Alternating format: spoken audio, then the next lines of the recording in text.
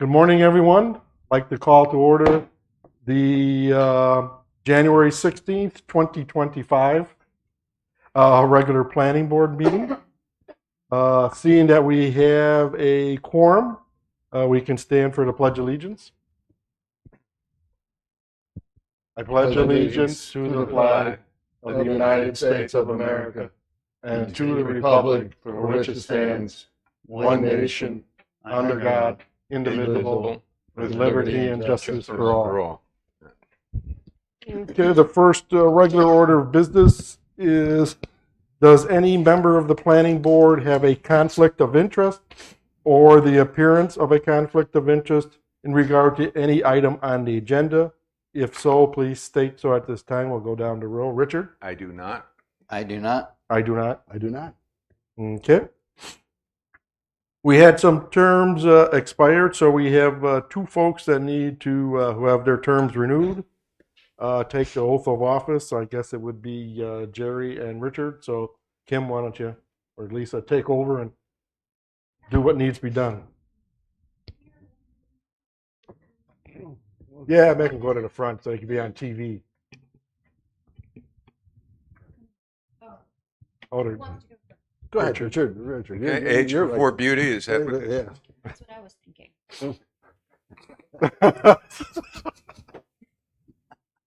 All right, left hand on the Bible, raise your right. Complications. All right. I, Richard Dysinger, do solemnly swear that I will support and maintain the Constitution and laws of the United States and the Constitution and laws of North Carolina, not inconsistent therewith, and that I will faithfully discharge the duties of my office as a member of the Planning Board, so help me God. Thank you. Thank you. Glasses. I didn't know how to read. You have to. I can recite. All right. I, Gerard B. Burns, do solemnly swear that I will support and maintain the Constitution and laws of the United States and the Constitution of the laws of North Carolina, not inconsistent therewithin, and that I will faithfully discharge the duties of my office as a member of the Planning Board, so help me God. Good. Did a good job. Amen. Yep. Congratulations. Thanks to the two citizens who have re-upped their service on the board. We thank you for your time and effort. We look forward to it. Okay, next is looking at our agenda for today. A number of items there. Any motions to make any changes to the agenda? I would like to add for consideration a proposal in terms of the public comment rules that I've suggested to the town council in the past, and I'd like to suggest to the planning board, and I'd like to put that on the agenda.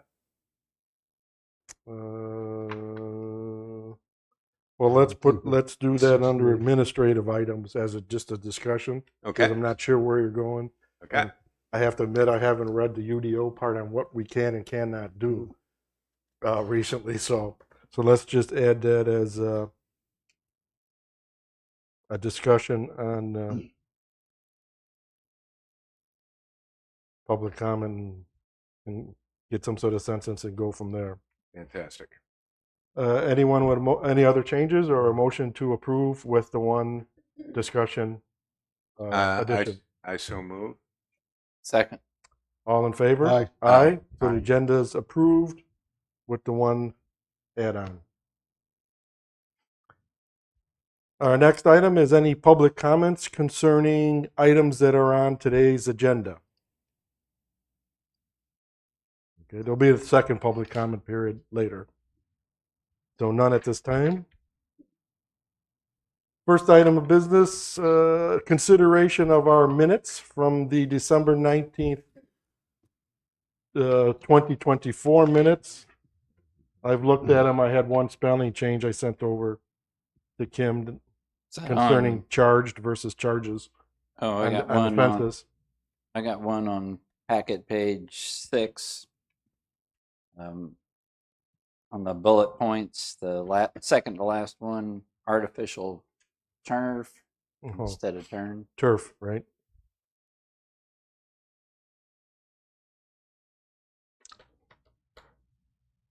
Jerry, anything?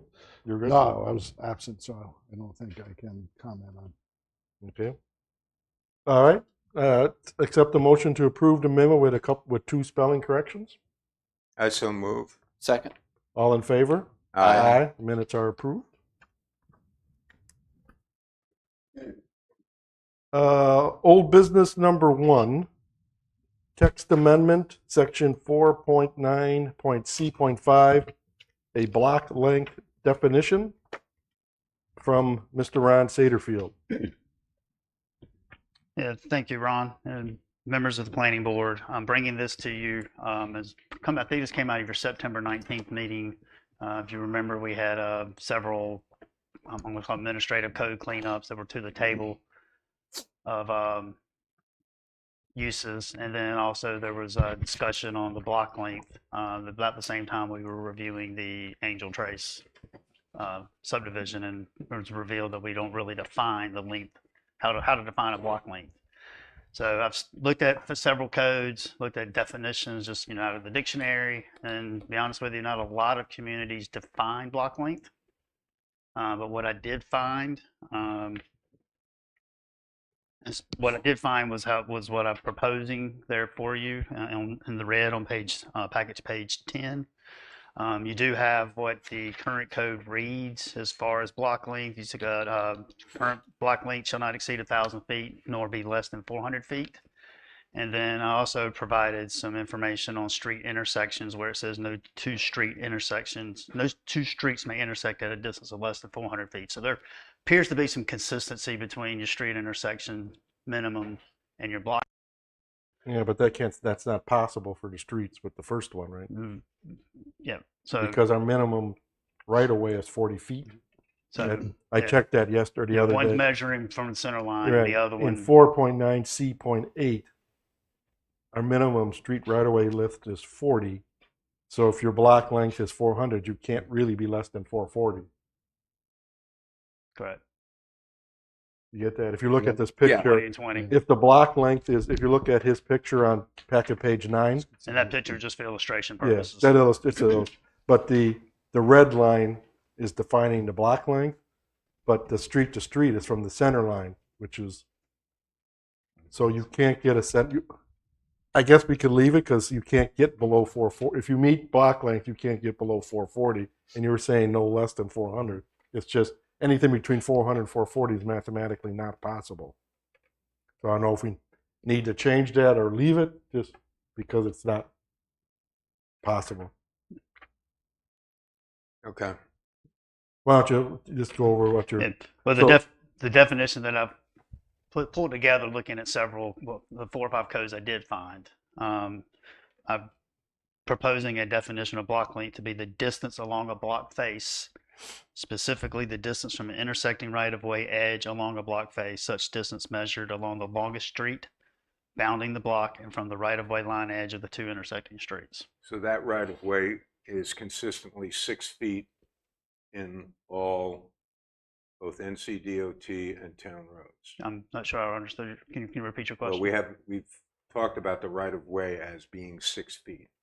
So I'm asking, is that number consistent across all? 6 feet or 60? The right of way is the Right-of-way. distance. The right of way is the distance between, the road fits in. So it could be anywhere from 40 to 60 feet in most cases. So typically, Oh, the center okay, line so of the that's right of from way. the center line. Yes. Okay, Now I'm this- talking about from. So this definition... This is measuring block length, not from right of way edge to right of way edge, Okay. not to the center lines. Yeah, you got to per look the at this definition. picture. Yeah. It's the red line. Yes. So the distance in terms of the red line to the dotted line is the distance between the red line that's illustrated here and the dotted line of the properties. What is that distance? He's talking about this distance from here to here. That's the street, the right of way. Well, that's showing street edge. To me, the right of way is at the dash line at the property line. Okay. So the distance from the red line to the dotted line is, Could be It zero. could vary. It could vary. Variable. It would vary. Yeah. it would vary? Okay. Yes. And what is, I mean, Yeah, I wouldn't focus as much on this illustration. okay. It was just me trying to I put in there just so you kind of know what we're talking about. Block also was looking at it as a filler for the page. Otherwise, it was just a So big consider blank void. the block length in between the road right of ways, Right. whether that's defined lots or not. You have a road right of way and a road right of way edge. Right. That can be no less than 400, right? And no more than 1,000. Right. Mm. Okay. Those could be all little. So really, the right of way is kind of irrelevant. Right. The standard is not changing per se. It's We're just just we want to make defining sure we're how to defining measure it, Okay. Got it. Okay. because basically we didn't have one before. Correct. This is a new. And- this is a new definition. And like I said, most communities that I've looked at, and I went through Muni Code, and I've also looked at, okay, let's see how Beachtown A, Beachtown C, B, C, et cetera, are defined. And there's not a lot out there. So I just Googled block length definition Sure. and started getting some definitions from across the country.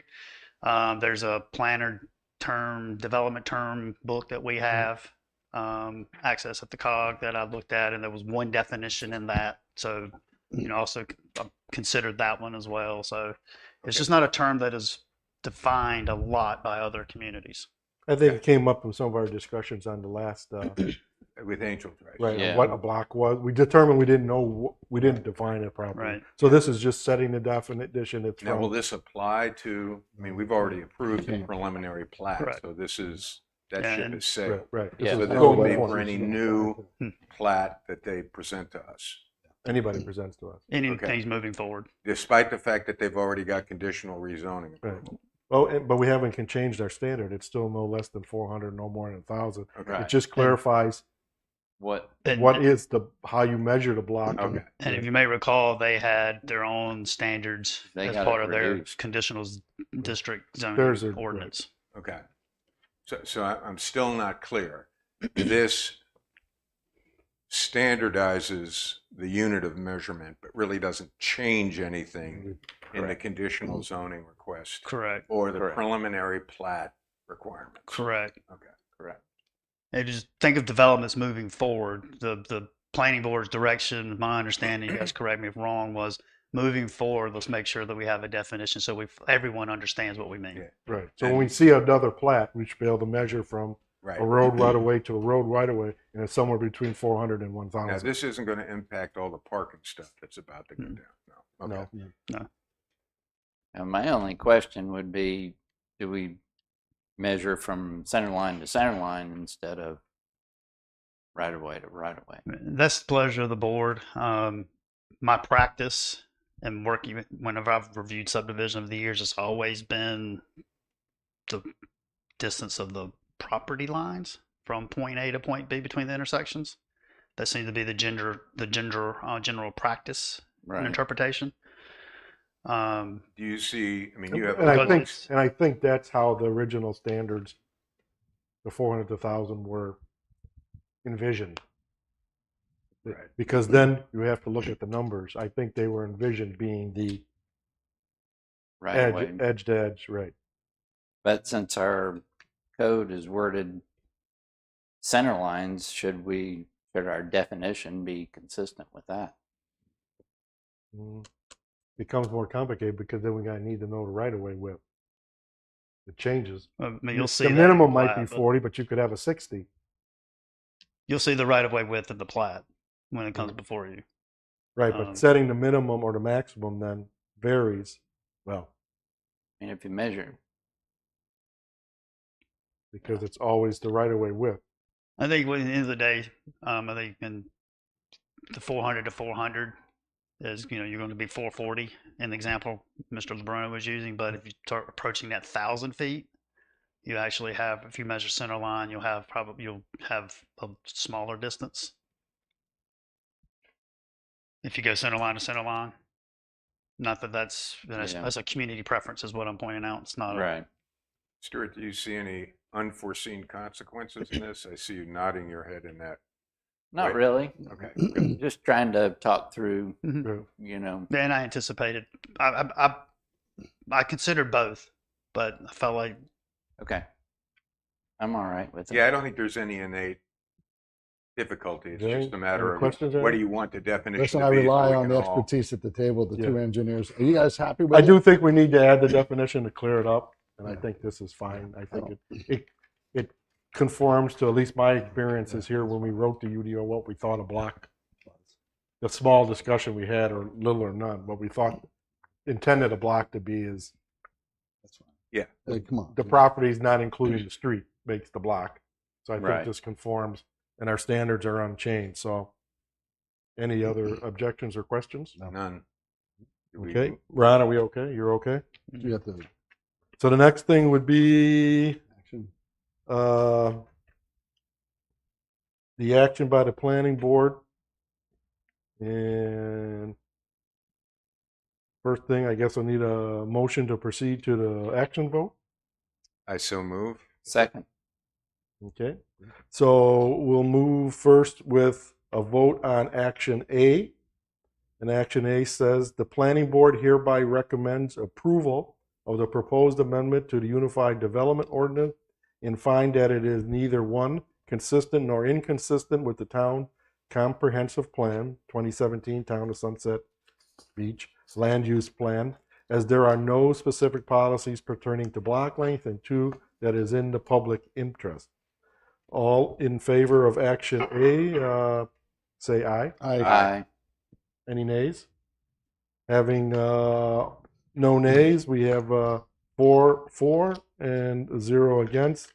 Action A carries and is now moved on to the town council. Thank you. Thank you, Ron.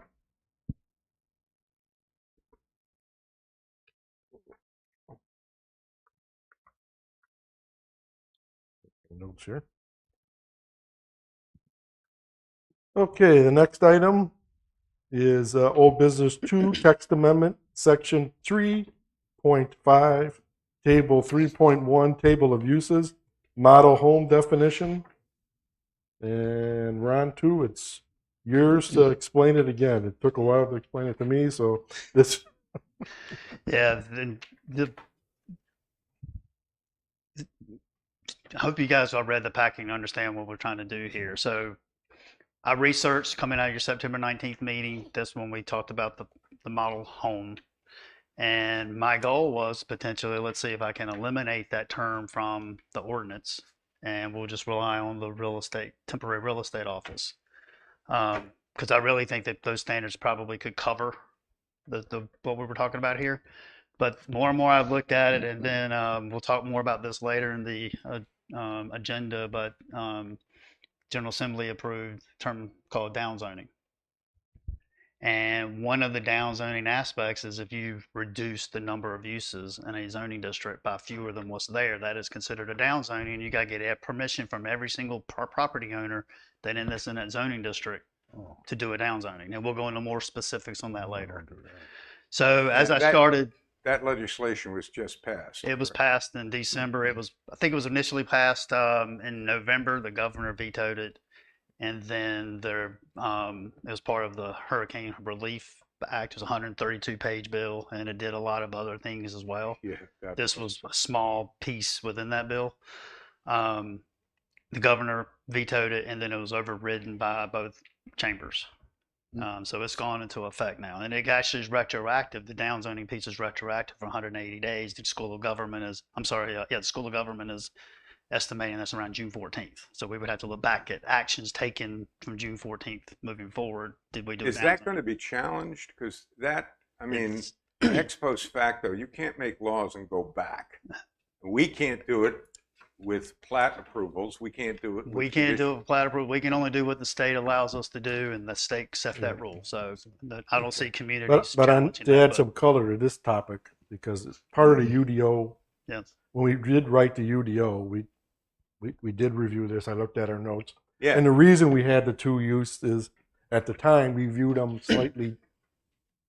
differently. Right. That a model home / unit was a structure or property that is intended to be a residence at the end. Correct.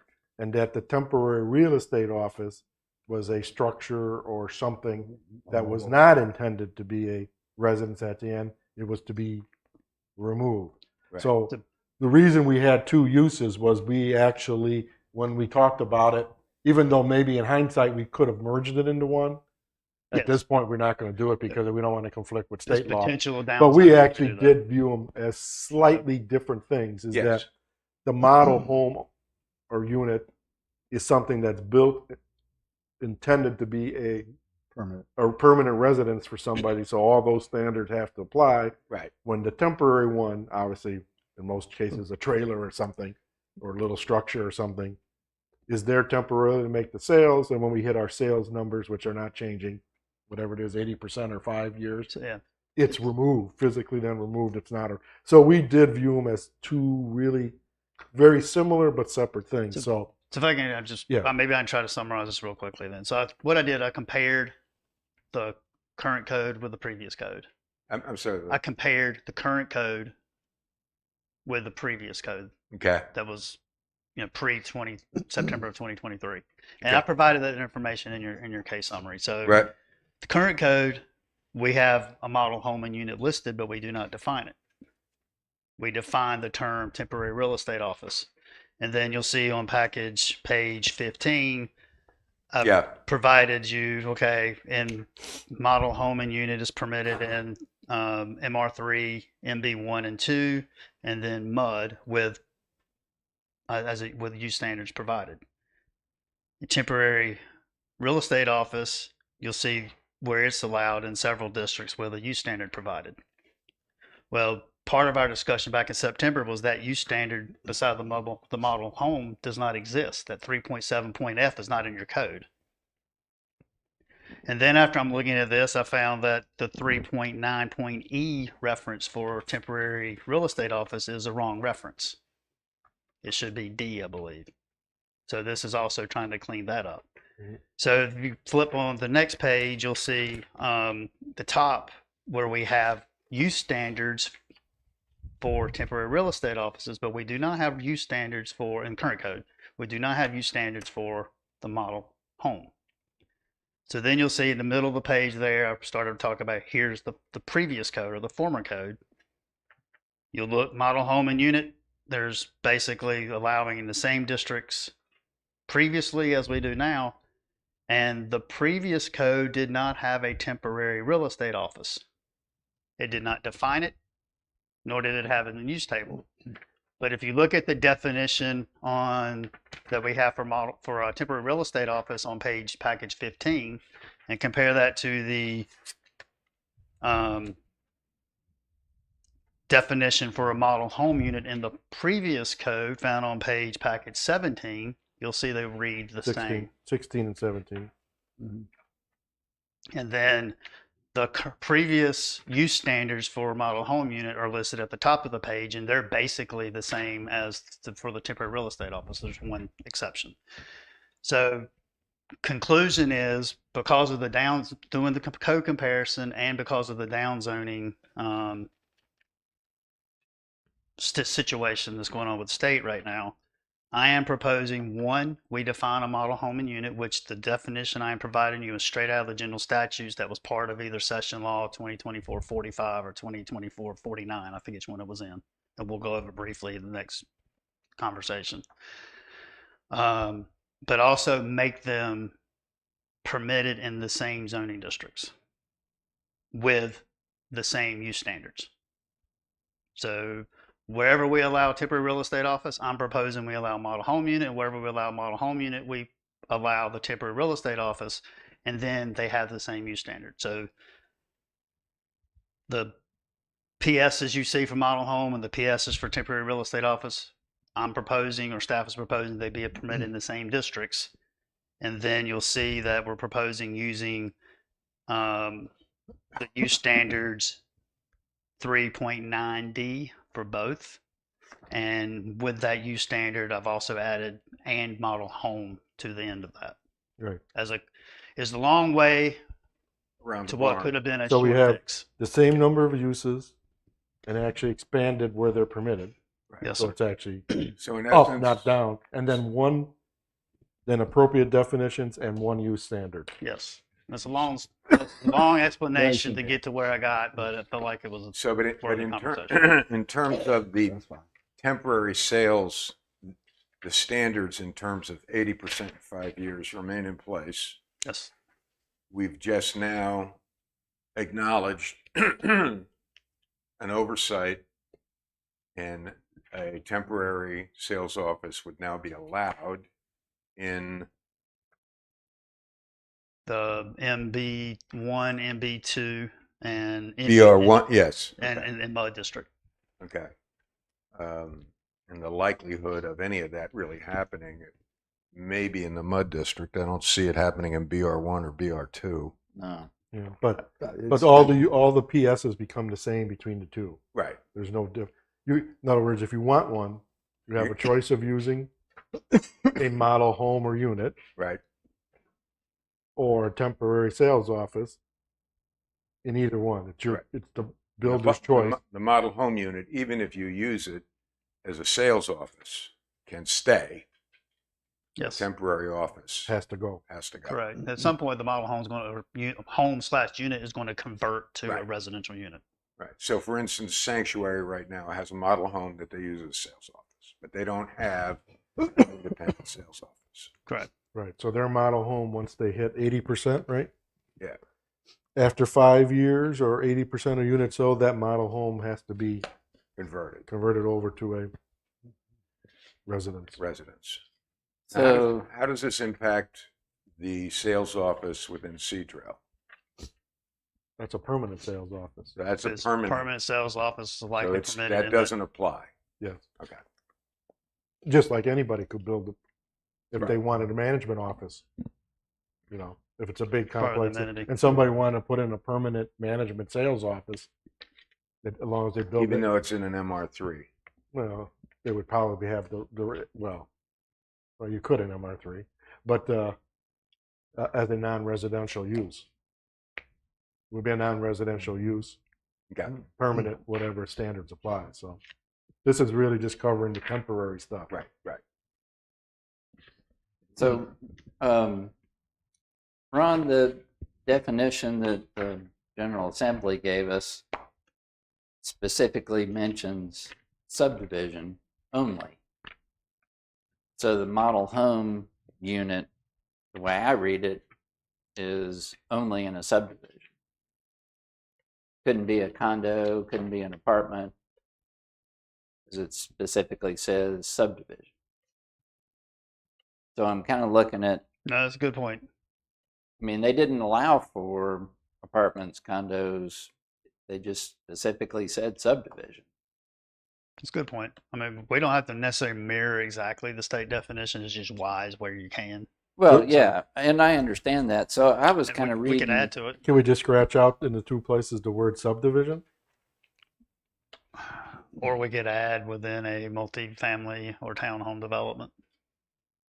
Yeah, or I mean, I don't know. I was wondering if temporary real estate office kind of acts as the condo apartment thing, except if they have a unit that they're using for sales in an apartment complex, that's not really temporary. That's going to wind up being a permanent.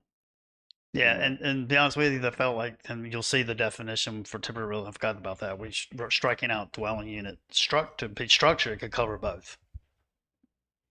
I Yeah, I think was- maybe Wondering if dwelling unit should come back. Or say at the end where it says subdivision or other residential development, just say any residential development.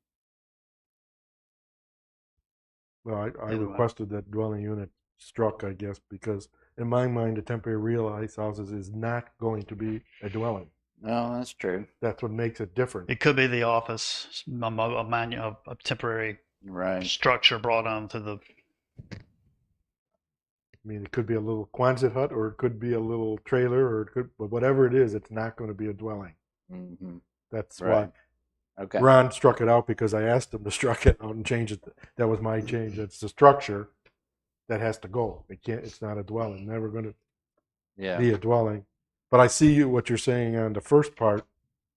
It doesn't have to be in a subdivision. Maybe we just take out the word subdivision Put residential. and just say within a development. Or just say residential development. It's a residential So dwelling dwelling built unit. within a development. Yeah. Just strike the word subdivision. And that covers any residential development then, right? I would think so. So knock out the 2 subdivision words. Right.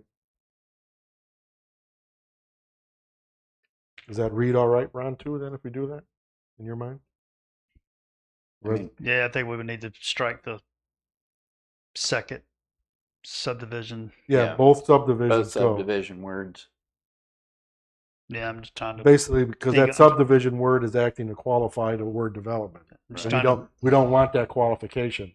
Yeah, I mean, you want to allow it in the multifamily or townhome, which townhome would be a subdivision.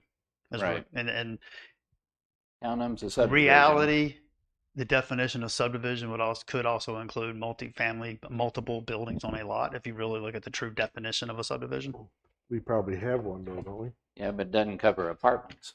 well, it could. Or I'm thinking senior housing too. You know, I don't know how you define that.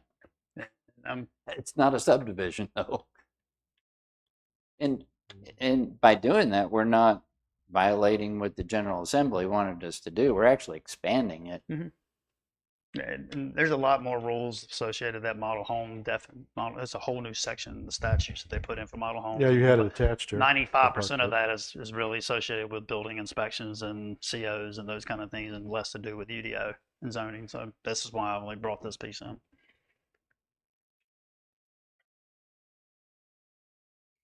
Well, I'm okay with it, with the striking of the qualifying word subdivision to allow it to be broader to That's fine. a model home in any residential dwelling. And the reason why I'm just stretching the definition of subdivision is defined as a division of a tract or parcel of land into 2 or more lots, building sites, or other divisions for the purpose of sale or building development, whether immediate or future. That's why it's an apartment complex with 2 or more buildings could be a subdivision by the definition of subdivision. So that's, Yeah, it's not improper to keep the word subdivision, but I understand the common man approach subdivision is like a residential with lots platted Well, out. Let's walk through a possible Reasonable. example on my street. If the Logan decided to make one of those houses a model and sell the other 6 or whatever there is, that's not part of a It's subdivision. not part of a then. subdivision. So that's why, It's really but not. it is a model home. They're not doing it, I don't think, Yeah, but they no. could. Say the first one they built and they say, let's make this our model home and sell the other 5 or 6 or whatever there are. You'd argue it's not part of a development either. It's not. So that's why taking that out means, since they wouldn't, this would apply to that case if that word subdivision is not there. Yeah, I'm fine with taking subdivision out. I don't think. Now, does this impact anything that might happen in a commercial district?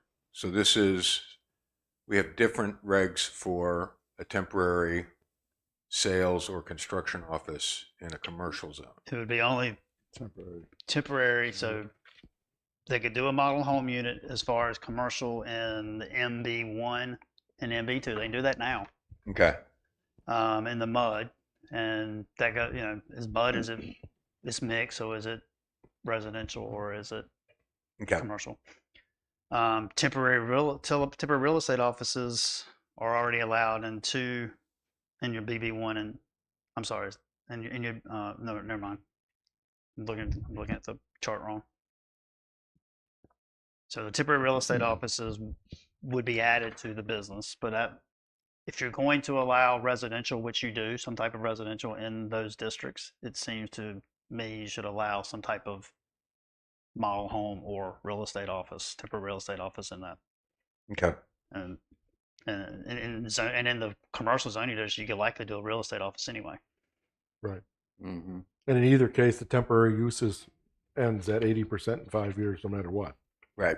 So it wasn't trying to complicate it. It was just, if I started comparing and then that down zoning piece, I feel like let's just have the rules as similar as So possible. we have to do something because our table is wrong the way it is. It refers Correct. to sections correct. that don't even exist. So we need to clean that up no matter what. Correct. Jerry, anything? And this, It all sounds good. and then along with the table cleanup, by the way, you'll see that manufactured housing and temporary manufactured housing and then temporary storage container also changes as a result of that. Just getting them. The letters right. Yeah, the letters Yeah, correct. the letters. Yeah. So the way this is shown in red on page 18 is how the corrections will look. Assuming To the assuming table. you move it forward, and assuming council approves it. So by doing this change, we correct all the use standard to the correct paragraphs as they exist in the UDO. I sure hope Plus- I caught them. That was my intent. Plus the 3.9D, and then we have permitted PS or permitted with the special use standard in all the exact same zoning districts, right? And then appropriate definitions. Okay, Is yeah. the board all right. okay with all that? Are we- Yeah, but Yeah, the clouds just parted, I get it. Yep. Okay, so is the board ready? I need a motion to move to planning board action. I so move. all right, Stuart, you can second it. Yep. I'll Second. second it. Come on. Second. Okay, so the first action for us to vote on would be action A, and I will read it for you. The planning board hereby recommends approval of the proposed amendment to the Unified Development Ordinance and finds that it is neither one, consistent nor inconsistent with the town's comprehensive plan, 2017 Town of Sunset Beach Land Use Plan, as there are no specific policies pertaining to model homes or temporary real estate office, and two, that it is in the public interest. All in favor of action A, say aye. Aye. Aye. Can I, before we have a discussion, with the one- are we including? With the one modification, removing the word Or subdivision. subdivision in Okay. 2 cases, right, So that, we've made that clear now. right. So I so move, or you so move, somebody Yeah, move. It's, Yeah. No. it's just, you're at vote point now. Okay, we're at the vote, so all ayes? Aye. Aye. Ayes. Any nays? No. There are no nays, so action A carries 4-0, and it also moves on to the council. I'm looking forward to watching a video of that explanation. I live for these moments. Sorry, strike the commentary editorial. Yes. The note here. Okay, next we're actually moving on to some discussion items. First off, item 6.1, update on the filling, grading, excavation, fill and grade requirements on the mainland only. Round 2. Cheers. And I just realized I had a typo in the staff report. Just tell us. You can tell us how to fix it. It's a cut and paste problem. It was my fault. Oh yes, Yeah, it's so- 3.12D. Yeah, it's 3.12D, not, and it should say filling, grading, and excavation, and not tree preservation. Right. So I apologize for that. I will definitely get that cleaned up before you vote on it next meeting, assuming that's the case. And- So, as you know, Stuart and I have been working. We've met twice now to just review through the filling and grading and excavation requirements. Only on the mainland. We're not looking. We think the one on the island, for the most part, works. So, what Stuart did some research for some other communities. I forget exactly the name of the community. Stuart, one was. I know you said you did some Apex and Yeah. I can't remember the name of the other community now, and so outside of Charlotte. Matthews. what we're No, it's a town I hadn't even heard of. I left the information in the. I didn't bring all of it. Yeah, I wrote it down and forgot to put it in here. So on the mainland, Harrisburg. Harrisburg, that was it. On the mainland, if you flip to packet page 25, if you don't mind, that's the only standard that is used for filling and grading and excavation on the mainland is that letter B. So it's assuming that both properties are developed. The standards, that's where the code references us. So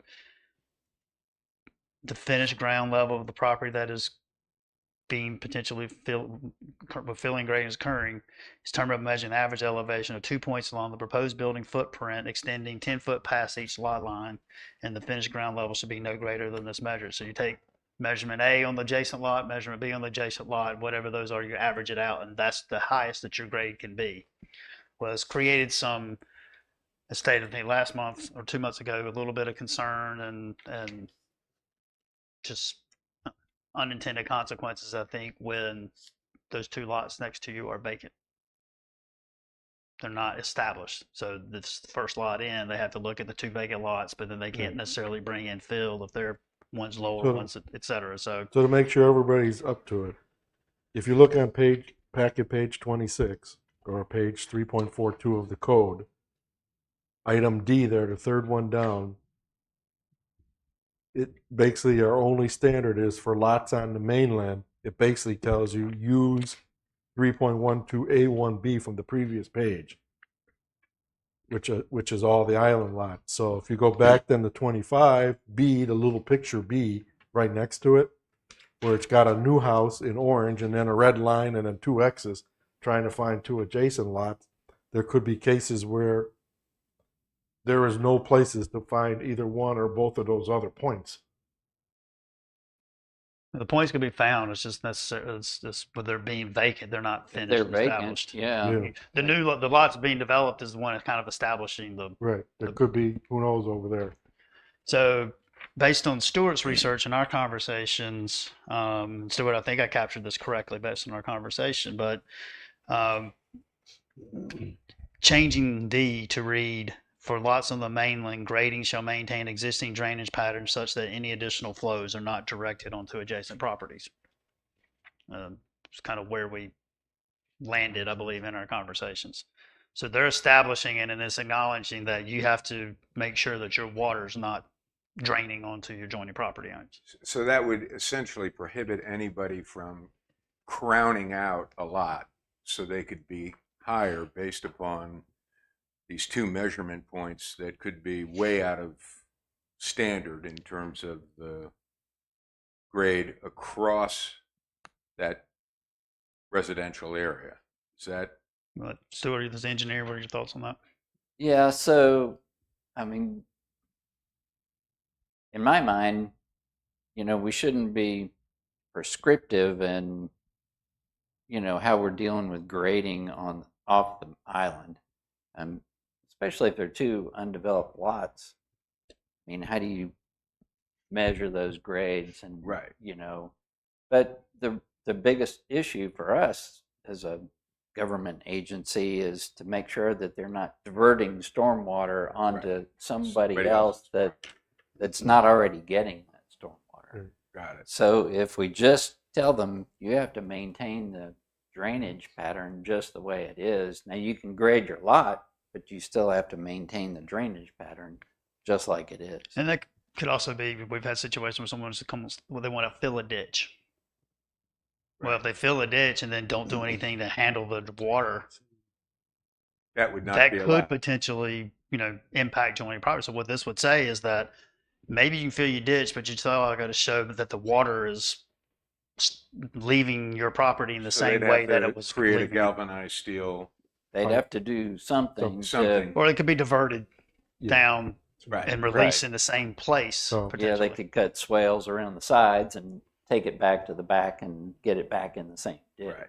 But it's putting the owner, it's putting on the I want to say burden, that's not the right word, but it's putting on their designer to figure that out instead of being so prescriptive. It has to be done just this way. But this assumes that they have to preserve current flow. It isn't, and this is different in the Northeast. Basically, if you do something like this, they say, this is how much water you're creating, and it needs to stay on your property. So you dig a big hole, put some engineering drainage in there, and prove to them that, okay, this much water isn't going to leave my property and go on somebody We else's. already do that Yeah, it's- elsewhere. To me, that's We the do that second in the part. stormwater standard. The Right. first inch, your own property must be able to handle 1.5 inches of rain. Right. Right. Yeah, and So even this, what I'm asking is, this doesn't. So this is, impact I that guess, at all. what happens after that Okay. is you All right. can't mess up with the.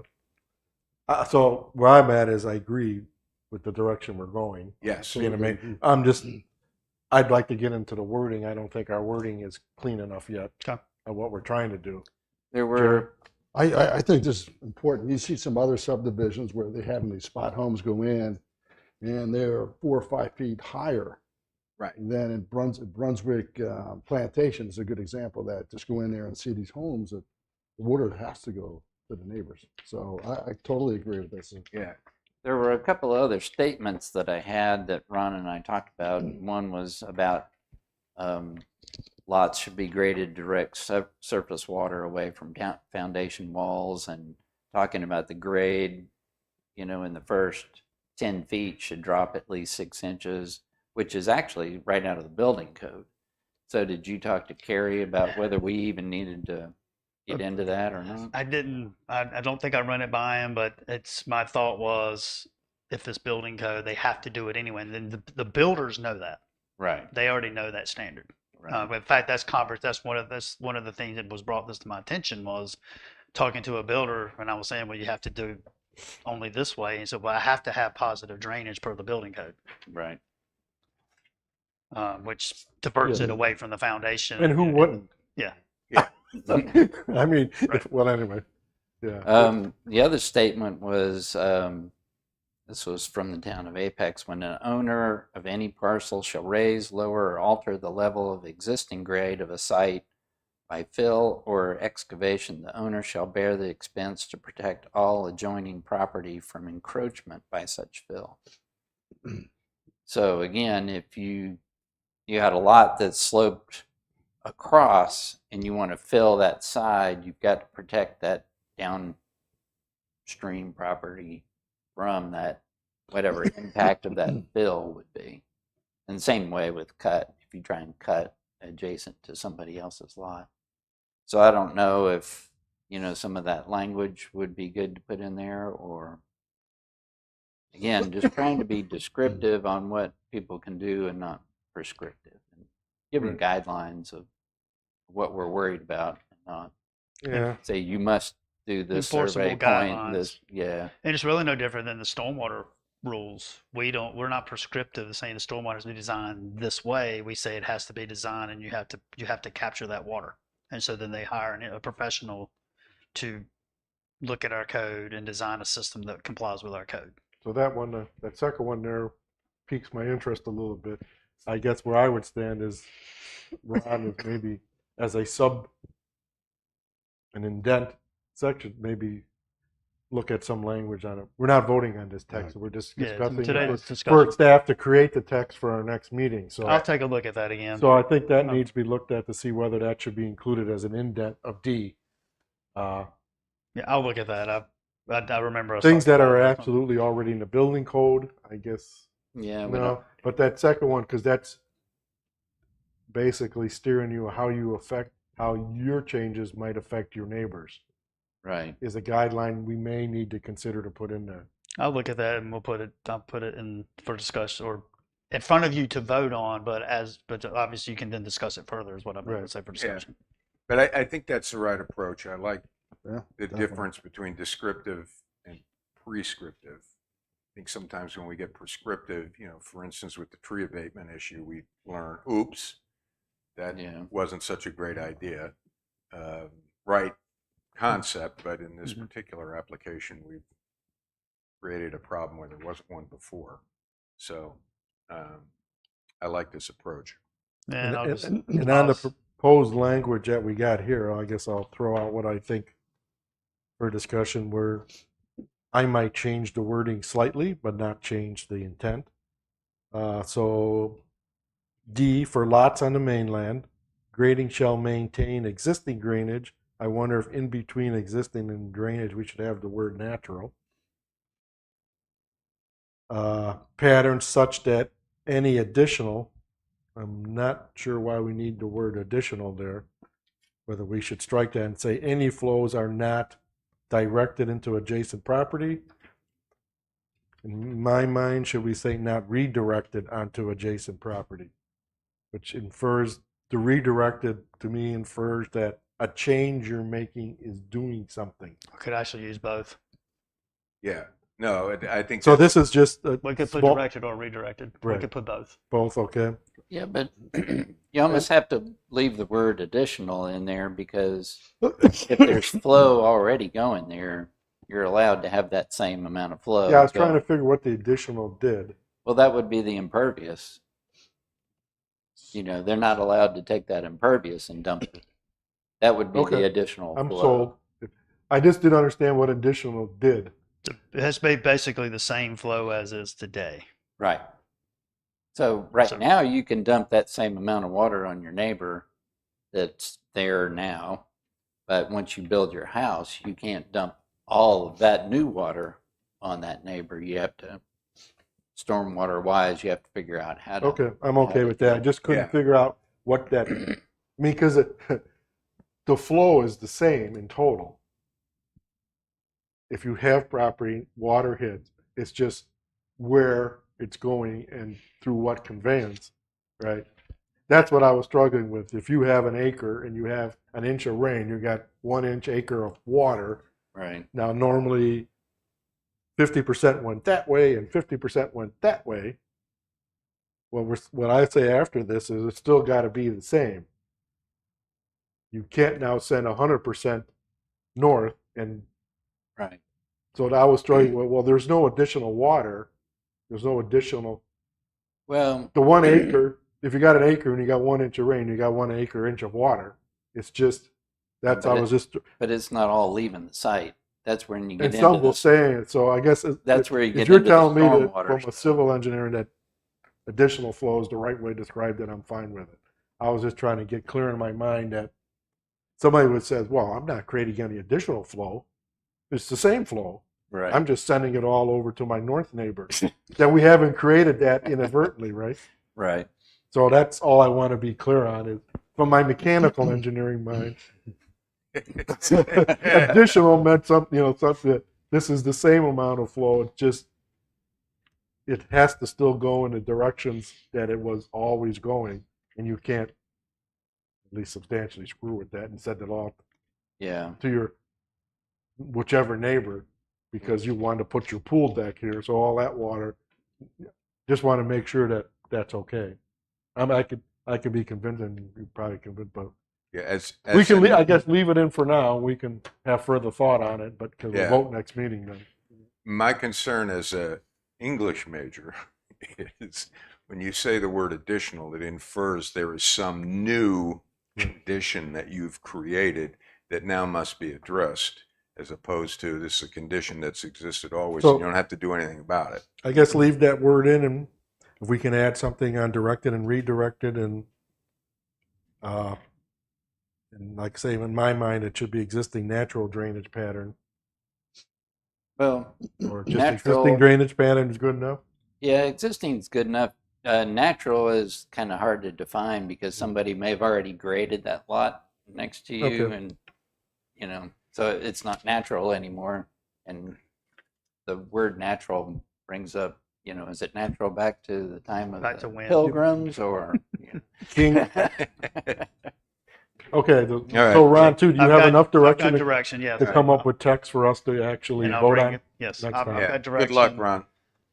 I've changed it as per discussion, and I'll look at the Apex language to incorporate that. I apologize for Okay. not including So the that. plan is for next meeting to have text for us to actually Yes. chew on, finalize, and vote on. Fantastic. Get pictures from the mainland, that's all. Yeah, but see, that applies to. Yes, I understand. Yeah. The Oh, yeah, yeah. pictures from the- Okay, the next item on our agenda, which we've been kind of bouncing around on, is the legislative update here from Ron concerning, and there was quite a bit on there to go through in the packet, so I went through all this, but Ron, take it away and tell us where you think, how it affects us, or what we got more. And what I've tried to do is summarize that package of information I put in your packet. What I gave you was school of government legislative bulletin. I think there was a blog, printout of a blog on down zoning, and a couple of the legislation that was approved. So I've gone through that and identified some of the things I feel like we need to warrant discussion. And a couple of things we may determine that we don't need to do anything to our code. But other things, we may say, well, here's, I'm going to point out, I think we need to at least look at 1, 2, 3, these 3 things here for changes. So I'm just top of what I just passed out, the legislative updates. There was a battery charge security fencing, and that was part of the session law 2024-45. And it prohibits, going down to the second bullet there, it prohibits the installation or use of a battery charged security fence on property that has been zoned exclusively for non-residential uses. And I wrote as next step, I still need to go through the current UDO and potentially town code to see if there's anything in our UDO or the town municipal code that would violate that. Like, I don't know that we regulate chain link fences We do. or electric fences, and how does that, and if we do, how does that impact We this? don't allow chain link fences in a lot of But cases. how does that impact this? Right. So that's what I need to determine. First bullet provides you the definition from the state of what electric, and there's also there are also like 3 or 4 numbers that were associated with that. So Ron, you just shared something about the existing UDO. I didn't quite. Well, we do limit chain link fences to, I don't remember on non-residential though, I guess I'll pull that back. all right. We could have different fence standard. The fence thing is always such a mess, but So, but I'm not sure chain link fence, but we definitely can't do anything if it's a battery charged security fence and it's exclusively for resident or for non-residential.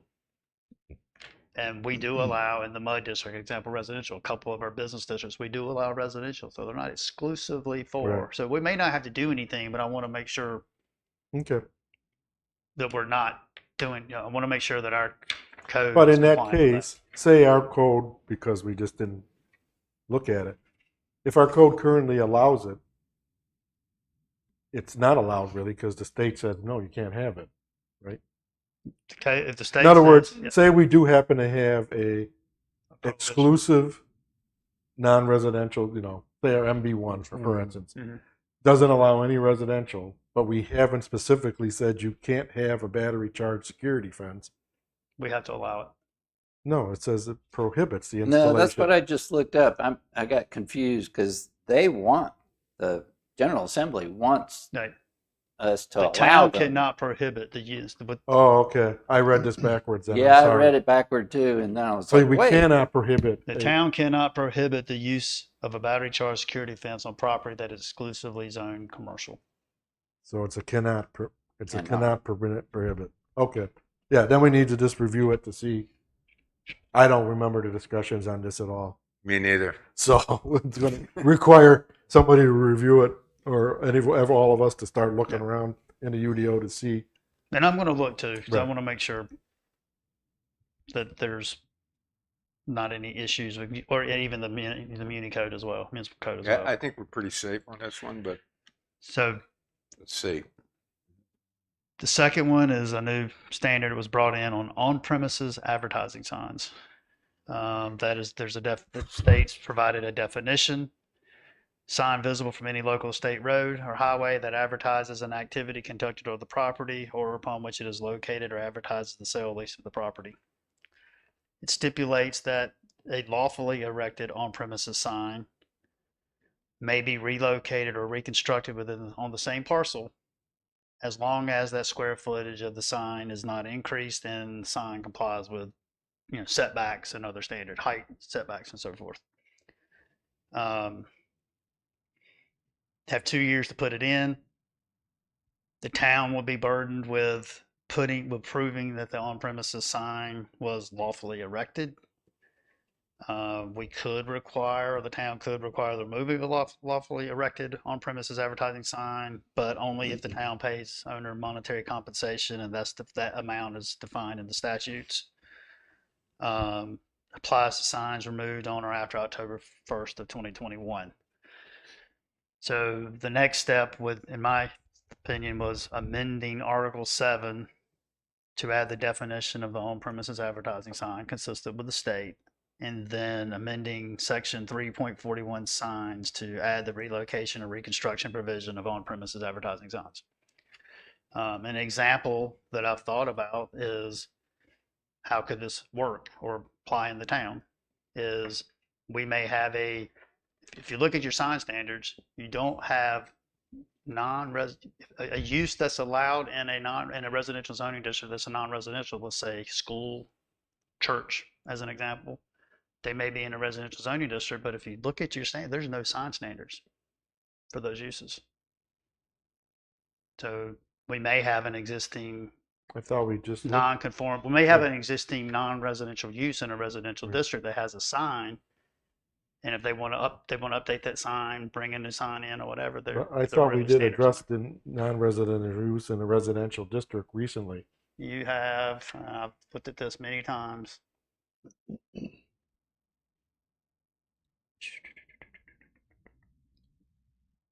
I know we reviewed monument signs and monument signs in residential district. You have, what it talks about is subdivision, it addresses those monument sign for subdivision amenity uses. Hmm. And you have, there's potential for a church or a school that's not part of a subdivision, that's not within an amenity package that is zoned residential. It's a non-residential use in a residential zoning district.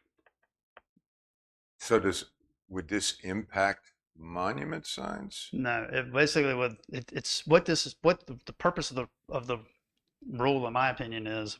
You'll see there was a specific date in there. So apparently there were probably some communities that were requiring amortization of signage. So when they got their permit, they were lawful. Communities changed their sign code, and they said, as of you have 10 years to remove your sign or whatever the amortization period was and bring it into compliance. And a legislator said, we don't like that. They got a bill written. And so basically what it's trying to say is that you can't prohibit that unless you want to pay them to do it. That sign becomes yours. You buy that sign and then you go move it yourself. That's what the compensation piece is. Mhm.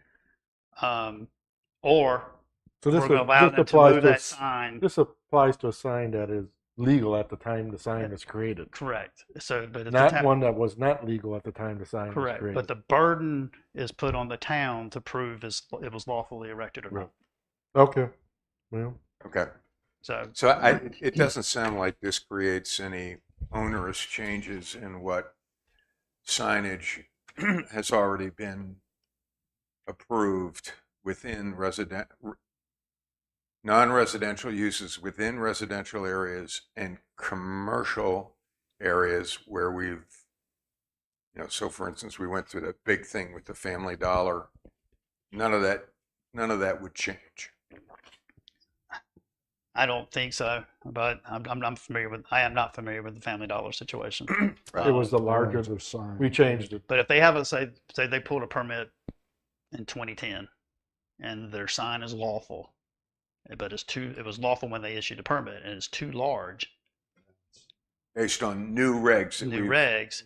I think this would say they can relocate that sign or reconstruct their sign on the same square footage. Okay. So yeah, But that's state statute. It's not something the town I can. believe we've been allowing that to have happen anyway. Probably. Right. But Yeah. but there's caveats it has to meet. But I think Okay. that's what Right. that's trying to say. Yeah, so that they put up a sign that was was allowed. Maybe we've changed the standard and it's a foot too big now. Right. So but it's dilapidated, and they rebuild it to their old they can build it to the old standard. It says relocate or reconstruct. Yeah, And reconstruct if it. we were to require them to build it to the new standard, We'll pay for it. All right. No, that's not going to happen. Right. No.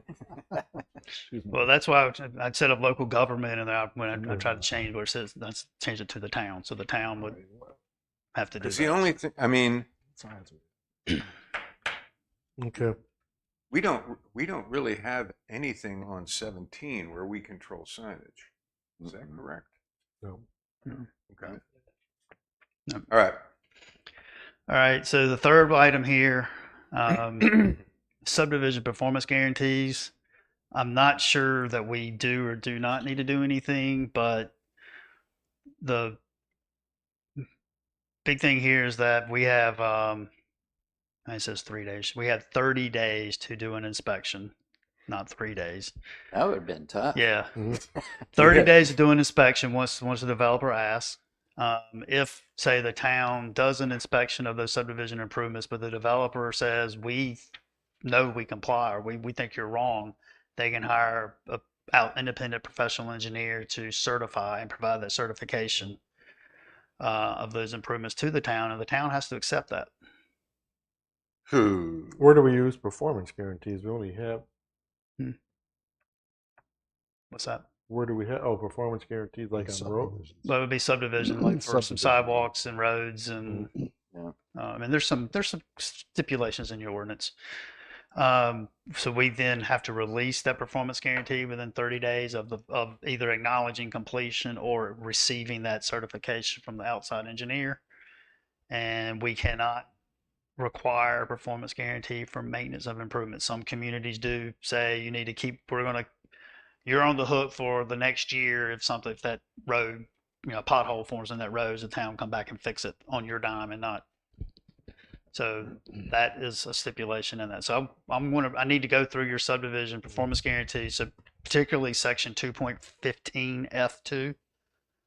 And there's others that I want to look at as well, but that is where your, I think the majority of performance guarantees, I think you call me So performance. basically, this securities, allows I them to think. hire their own engineer to argue with our engineer. What's that? This basically allows them to hire their own engineer at their cost, right? Yes. To argue with our engineer saying, But I wouldn't we even either use met the performance or have not. I wouldn't even say it's an argue. I think the statute would say their engineer certifies that we accept it. So essentially, I can see this as being a very lucrative business for the performance engineers who can come in and say, hey, what do you want me to rubber stamp? And then the town can do nothing. Start a new business. Okay.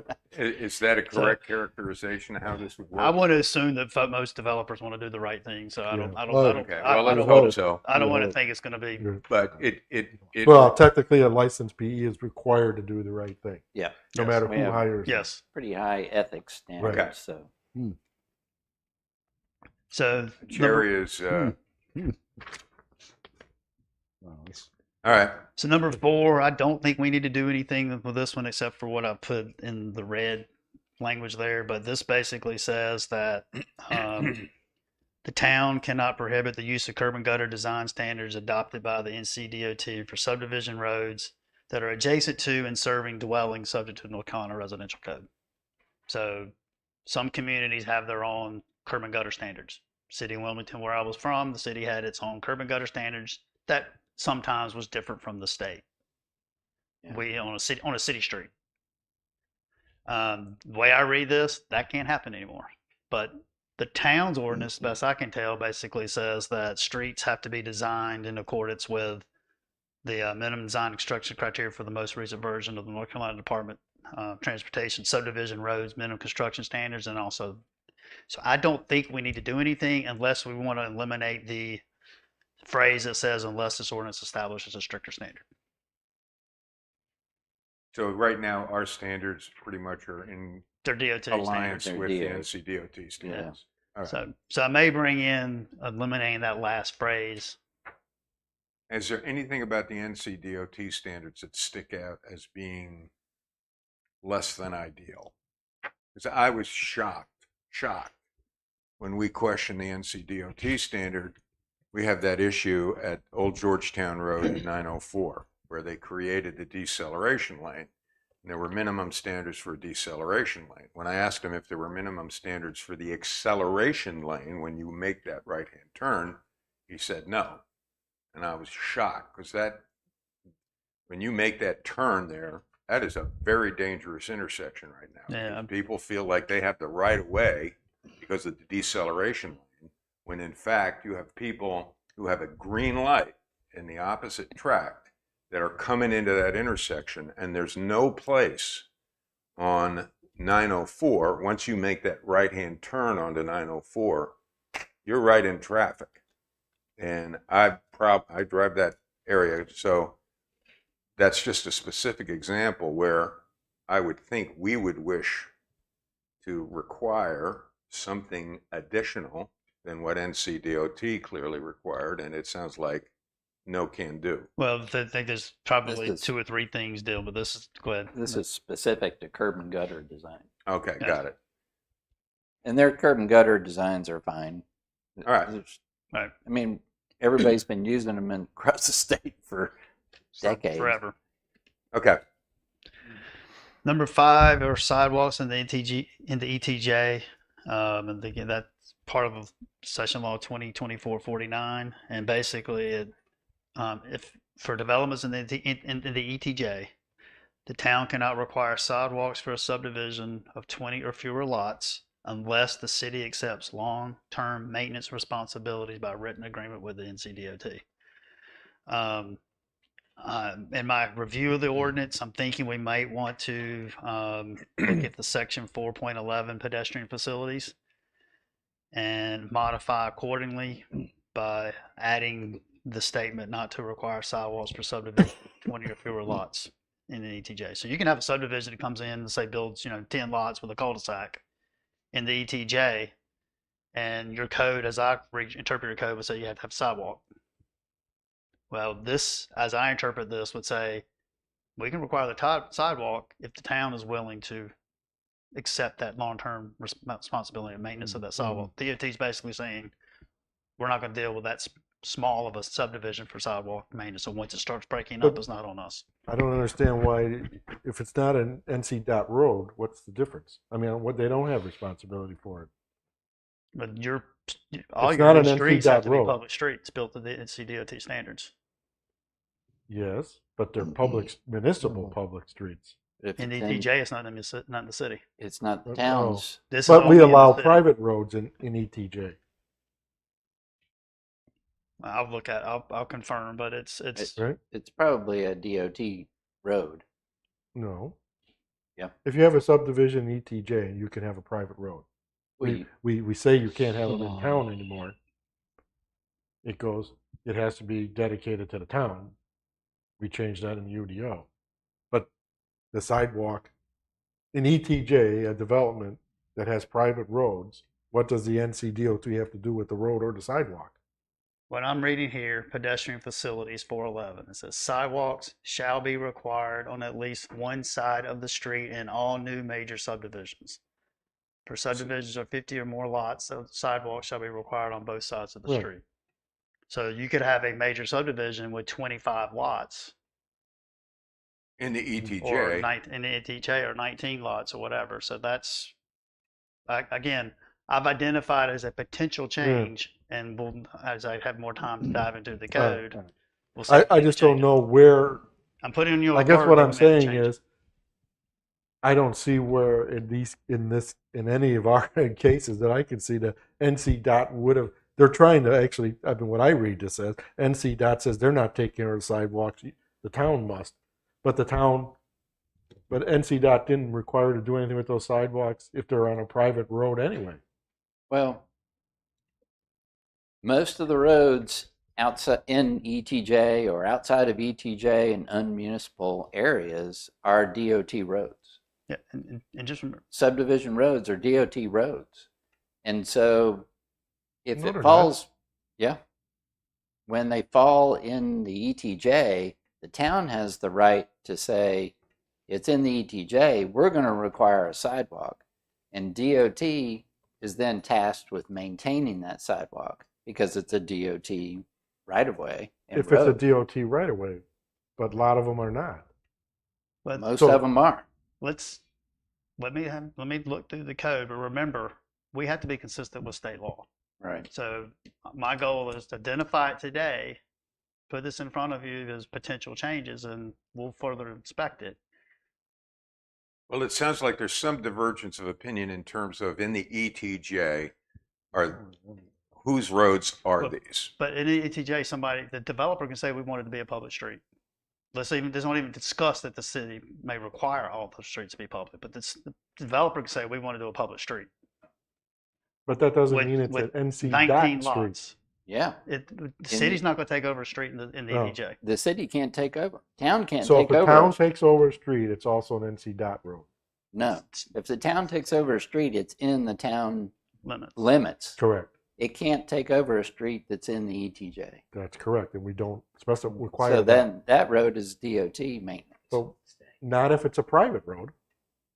I agree, but it's still, I mean, if you have a development, a subdivision, and all the roads are private, is this in ETJ, and all the roads are private, aren't the sidewalks also private? Potentially, but I want to inspect the code. Okay, Again, I'm bringing that's what this I'm as saying. and I mean, like, Well- give me an example. Is that sanctuary in ETJ? it's an ETJ. I don't know Okay, what the street's and that called. probably I don't because it know. was before we made all those roads are probably private. But they also have more than 20 lots. Okay, let's, Yeah. okay, but say they didn't. If you have a whatever subdivision and it's all private roads, because we allow private roads in ETJ, I don't see how NCDOT has anything. Well, they don't. that- But that- I'm telling yeah, you that okay. this came out of DOT saying we're not taking 20 lot subdivisions unless, and having a town tell us that they want a sidewalk that now we have to maintain. That's where this came Yeah, from. and Ron's just got to investigate Right. how that wording works. to within add our- what you're adding, what you're saying, it could be identified through the process as a private street and built to, town still requires building DOT standards, and there's a sidewalk installed. And let's say it's a 15 unit subdivision or 15 lot subdivision, and it's a private street. The property owners come in and they decide, hey, we want our road turned over to the DOT. Right. There's a process for that. Right. And the DOT could decide to take it over or not, but then there's that sidewalk. The town requires that sidewalk. So we need to look at all the Okay. parts of it, pieces of it. Yeah, 'cause I'm just identifying as the state said this is the change, and the town has to be compliant of that. And I want to I have to look at the code to see if we're compliant or not, and I'll pitch it in front of you. And at the end of the day, I would, because I see the complexity in this, but at the end of the day, we want to be in a position where we are encouraging more sidewalks. Right. So I don't want to find ourselves, with our foot in a bear trap where we are discouraged or even prohibited from requiring, and hey, if we require it, we need to maintain it, a sidewalk. Right. And you may have a strip of land that the property owner owns along a DOT road, and they just come in 5 or 6 lots off the existing road. The town could not require the sidewalk along that DOT street. I agree what you're saying, encouraging the sidewalk, but we can only do what the Right. state allows us to do in that. So that instance. right now, the standard, and this is the standard that this legislation has set, is 20 units. So anything less than 20 units, we have no options. Over 20 units, we do. Over 20 units, 21 plus, we can require sidewalk. Okay. But under 20, Yeah. keep your hands to yourself. Okay. And we do allow private streets in ETJ, but not all streets have to be private in Right. ETJ. And to my mind, in some respects, if a group of homeowners want to keep a street private and don't want a sidewalk, I mean, hey, it's your ass walking in the middle of the road. So Right. excuse my French. So I'll move on to number 6 if I can. Mhm. Stormwater, and there were several parts of the session laws that had result of stormwater, and they did reorganize some of the built upon area and change built upon area definitions. One of the major changes there was that the town has to allow artificial turf that is manufactured to allow water to drain through the backing of the turf and is installed according to the manufacturer specifications. We have to count that as pervious surface. We cannot count that as impervious. What I don't know at this time is should we incorporate the build upon area definition and put in our code and specify that, or just as long as staff is aware of it and someone wants to come in and put artificial turf in the landscaping area as Do an we have example. a definition for built upon area now? Not in my book to the Yeah. ordinance. We allow artificial turf. We have it Yeah. So in people's. We have a lot of it. I We have don't a know lot if of it's it. pervious or not. Yeah. So we've had a call recently since this legislation has been enacted, and we've advised it has to show us the designer the specifications of that it is pervious, Right. and And then they gave a specific volume that it had to go through it too. yeah, I think so. So we Some we are- manufacturers got a nice lobby. we are currently equipped with sufficient information to know what turf complies with this and what doesn't. Yeah, basically the registered landscape architect, professional engineer who is designing the stormwater plan for a home. That's where I've seen it primarily is for houses. They will provide us the manufactured specifications and certify that it complies with that, Well, with I- whatever the pervious requirements And are. how would this impact a commercial application? This doesn't.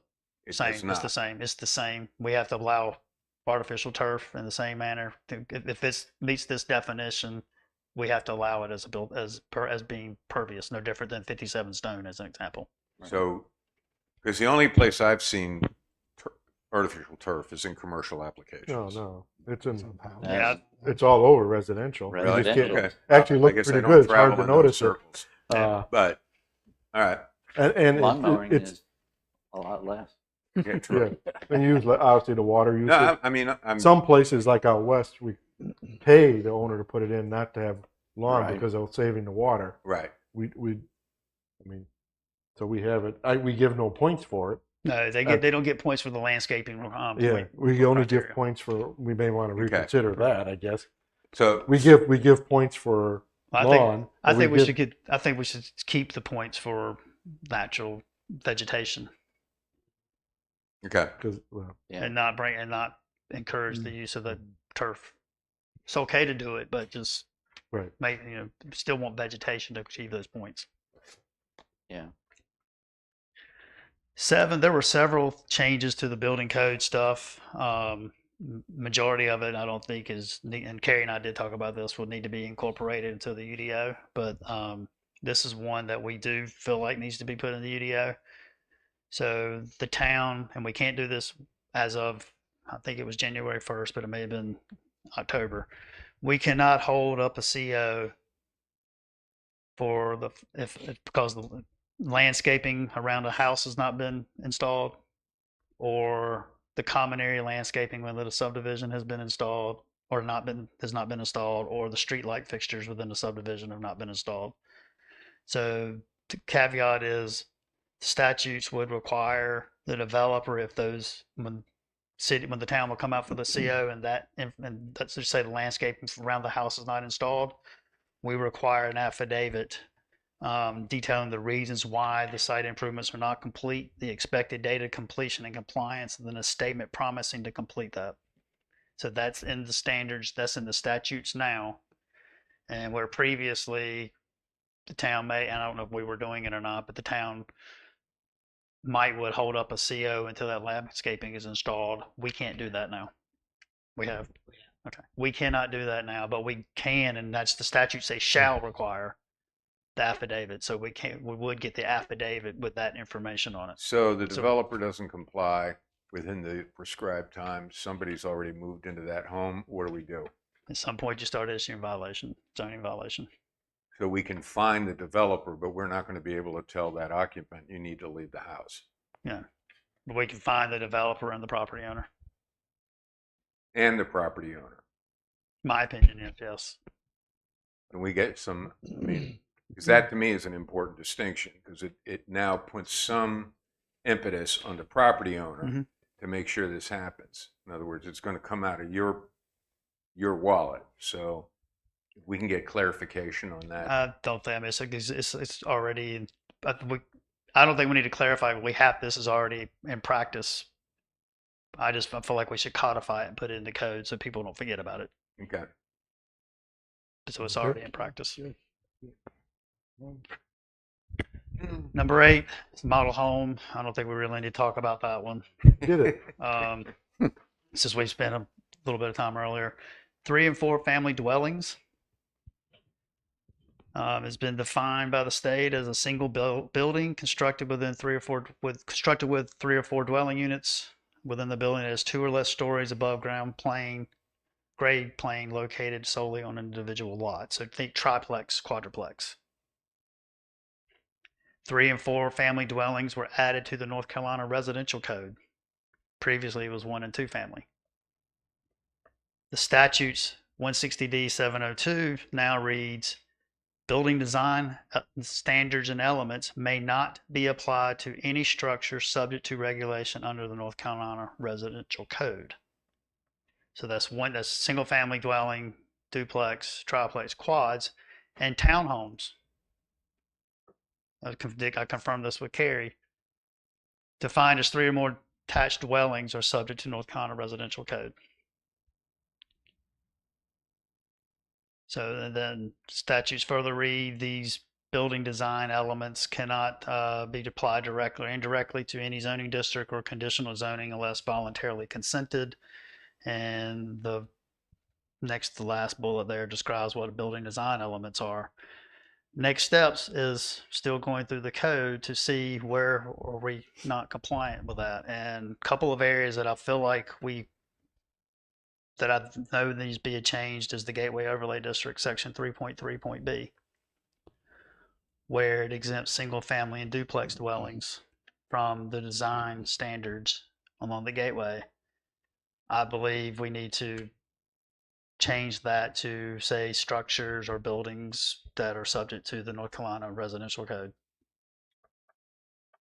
So this basically just expands this to single building, 4-family, multifamily. Could be a triplex or a quadruplex. Now, granted, your code does not allow triplex or quadruplex as a permitted use, but you do allow townhomes with 3 or more, which is each unit on its own individual lot with a special use permit in some of your zoning districts. And my conversation with Carrie yesterday is those townhomes are subject to the North Carolina Residential Code, and there's no cap, not 3 to 5 or 3 to, it could be 10 units attached side by side, and they're all subject. Each one of those units is subject to that North Carolina Building Code, Residential Code, excuse me. Right. It's basically the difference is the fire rated law. So maybe my brain is leading me astray. So let's look at the MUD district. If we were trying to maintain a certain architectural standard within that district for a new 4-unit development, we can't. You can't for single family. You couldn't for single family anyway. Right. And my conversation with Carrie, you could not do for a 4-unit townhome anyway. So to do that, we would have to secure the consent of the builder, Property owners. the property owners, which in the case of an area that hasn't been developed yet would be the developer. Could be the developer at the time, yes. Okay.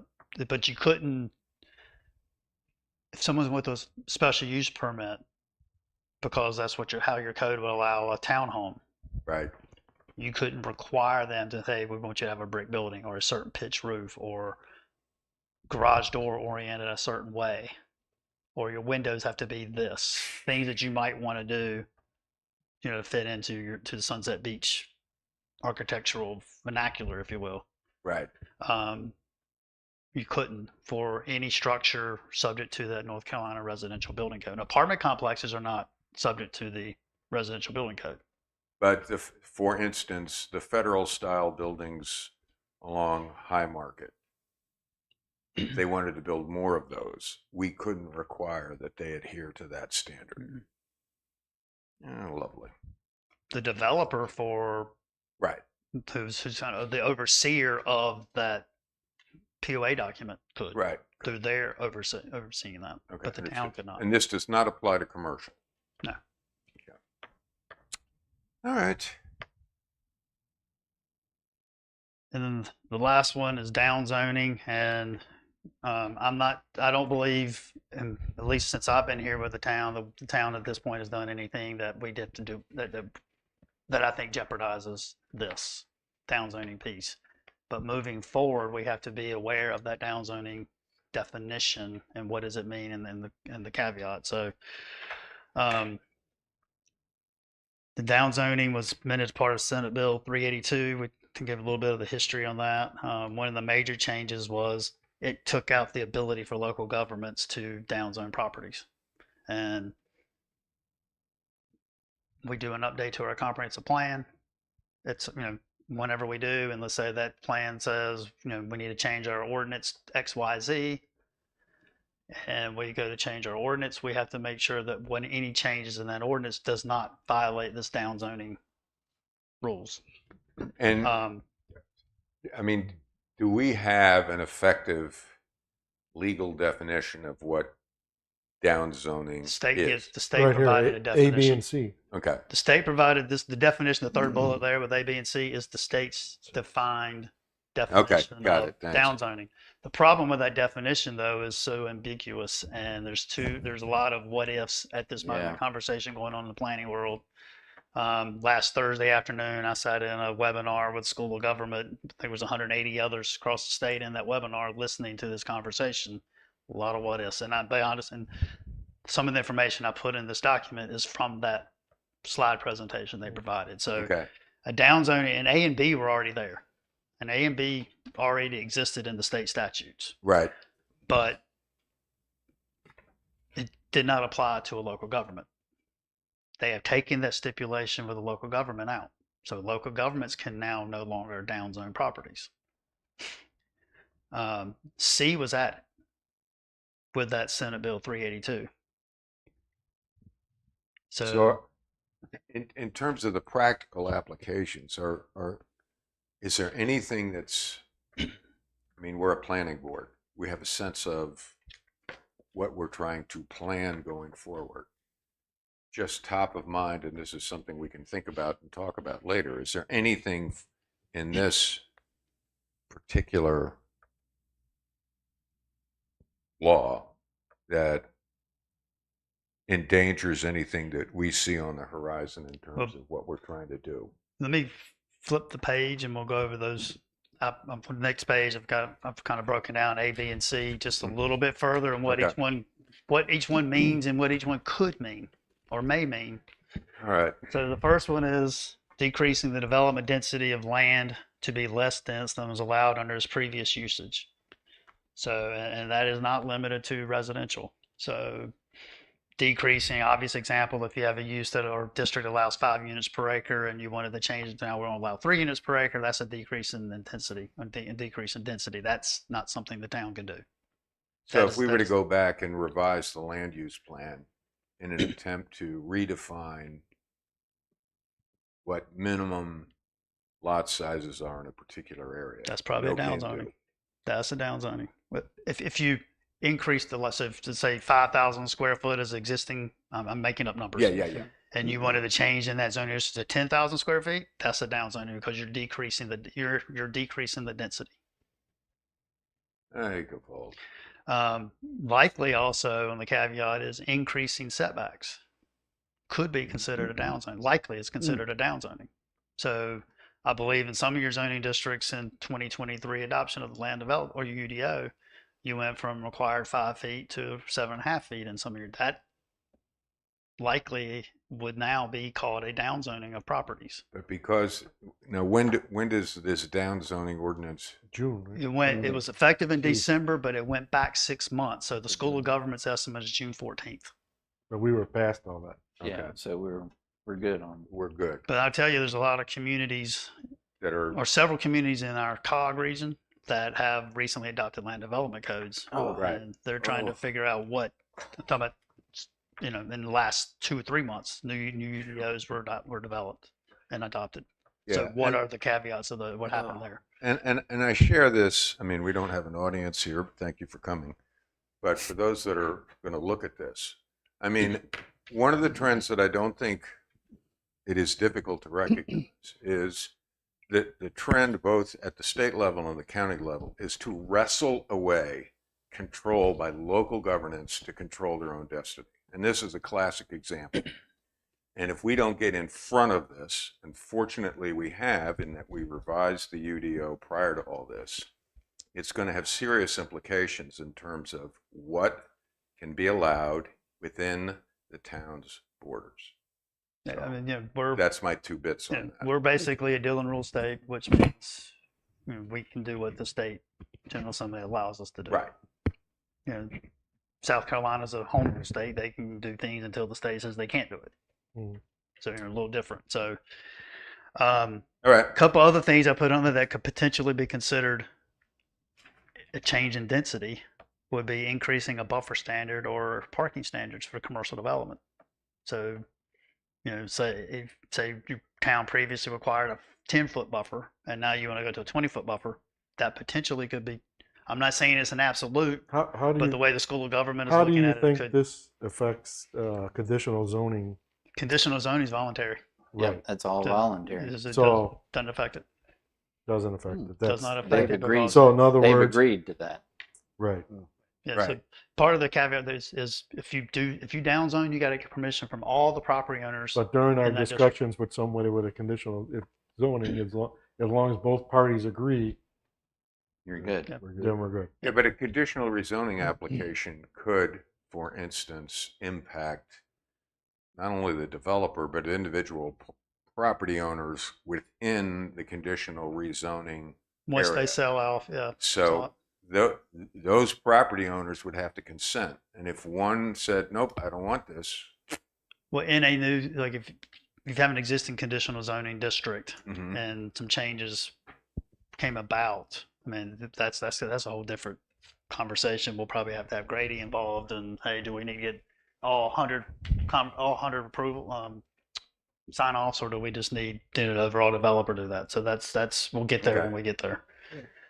The second one was by reducing the permitted uses of the land that are specified in the zoning ordinance to fewer uses, and you notice I underlined to fewer uses there that were allowed under its previous usage.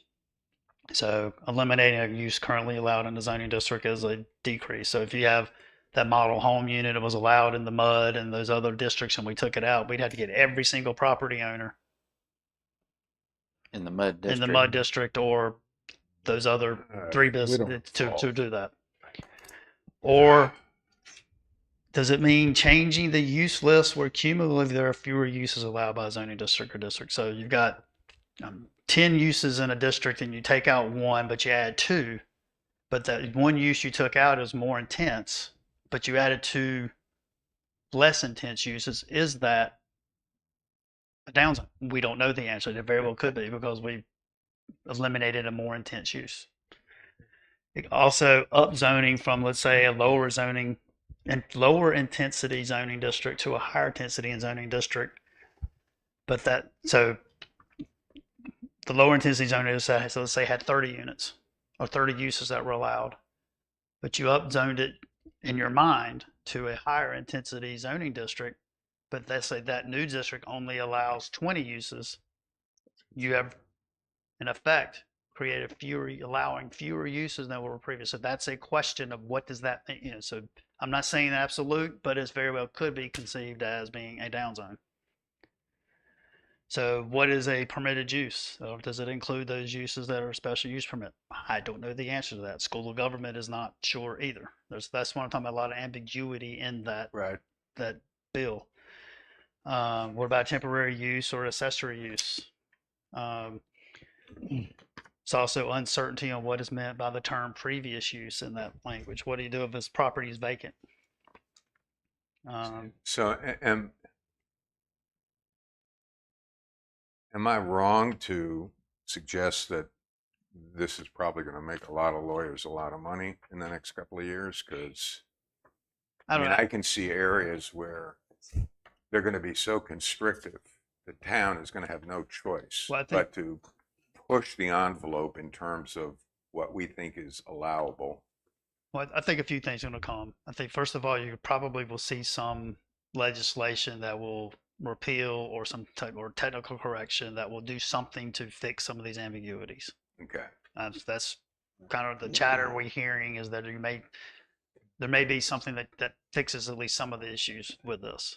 Maybe not all, and once it's there, it's going to be harder to pull back in its entirety, in my opinion, but maybe some fixes to it to provide more clarity.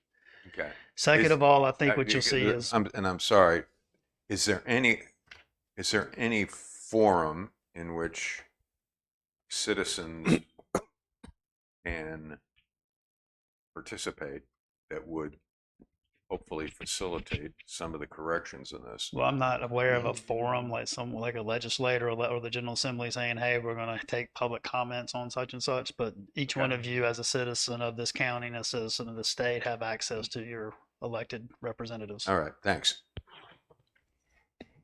Okay, so I guess going forward, we'll just have to continue to research areas that we may need. It sounds like listening thing, I haven't seen a major thing pop up. We're just going to have to continue to scan the code and see if there's any technical corrections we need to Yeah, clean up or make to make sure we conform. right. Yeah, I don't see a big project No. unless Lisa disagrees like we did on 160D. No. I think we just This is- staff go along and say, here, it looks like someplace. Hopefully, if they do a technical correction to the bill, they do it early in the next section. I don't know when the next section is of the legislature. yeah, They do the, and then if we see something we have to clean up, then we just clean it up on a piecemeal basis to where we go along. I'm sure the Council of Government there will probably be providing some additional guidance too. So yeah. We're looking. I at just the- want to make sure from our standpoint, everybody's aware of it. Yeah. Kind of read the material, that we understand it to a certain extent. And I would, And then as we're looking at text amendments and thing to make sure that we're not stepping our Over this foot into wire. it, but inadvertently causing a place where we yeah. are not in conformance with state law. So Right, and even if we don't make some of these changes, state law still applies. So- And I want, Ron, I want to commend you. This is really an excellent summary Yeah. and really brings it into focus. Thank you, and I had hoped to have time to actually put a PowerPoint presentation together, and I apologize, I ran out Okay. of time to do that. And so will this be available on the Sunset Beach website so we anybody can make it can? available, right? Can you add that to the package? Packet? The planning board stuff it was already out there. that's already out there. This, what we've Yeah. received, We can make it Oh, available. well, this addition. I think you mean this additional handout you Yeah, just this gave us. additional New handout. handout, yeah. We yeah, can if we it can available make that somehow, yes. available, I think that would be great. Yes, Lisa's telling me, yes, we can make that Okay. available. Okay, and I think in terms of what I see here, the only area that where my see some potential issues is the mud district, where we're trying to create a concentric village. Obviously, there's been a lot of feedback on the hotel, but I think this is, as long as we stay true to what's already been defined in the land use plan and the UDO, I think we're okay. But that's one area where this raises concerns in my view. Thank you for your comments and the discussion. Yeah, and I guess sidewalks, we need to look at that, I guess. Yeah, I'm Because- going to look at all Because these. we've been trying to get more sidewalks, obviously to make it a more walkable community where we can, and make sure we haven't hampered our ability to do that, or it does sound like maybe the thing is the town may have to maintain more of the sidewalks than they would have liked to before, but, Right. uh, Yeah, and I'm going to look at each one Right. more closely. I didn't want you to. I wanted to bring the topics Right. to you in detail, what they were, and potential impacts of the code, and not I didn't know where all the changes. I guess were I needed don't want to occur. have sidewalks not put in just because of this, because clearly don't want to have to pay the cost of maintaining them, but if they're not in, I think that's a bigger downside than having to maintain some sidewalks Right. 10 years out when one may sink or crack or something. So, Yeah, I agree. okay. Thank you. That's very complicated. Appreciate your work on that. Yes, very much so. Thanks for your comments. Very good job. Administrative comments. Election of officers. We need to do that today. Chairman and vice chairman. I thought we looked. It was February last year that we did it. They did in Do February. we do it 1 year from the last one, or always in January? Wasn't sure what the rules were. Well, yeah. So I guess we will have then an election of officers, which is the chairman and the vice chair at the next meeting in February, which would be 1 year, 12 months from our last election. And would include our new member from the ETJ. I think that would be appropriate. Ideally, yes. Assuming I guess maybe we don't have it here, Brunswick but County appoints what's the update on that? We haven't possibly after the vote, Brunswick County, our fifth member.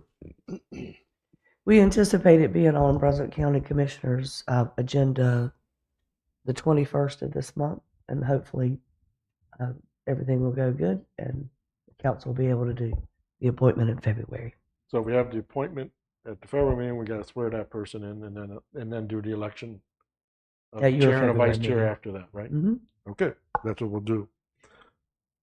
Now, against my better judgment, I guess Richard added a discussion on this public hearing thing, can you give a brief what you're, Yes. because I have no idea what our rules say. One of the consistent complaints I get from citizens is that in terms of the public comments sections, there are times when it would be appropriate for, they're asking a question.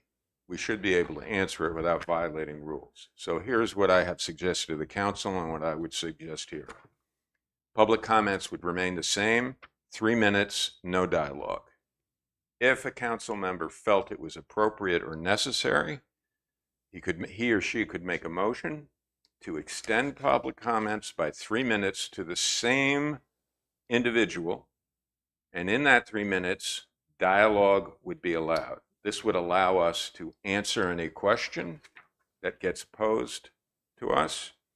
Quite often in these public comments, there are fairly significant misinformation that is getting circulated in a public comment, and we are not empowered to correct it.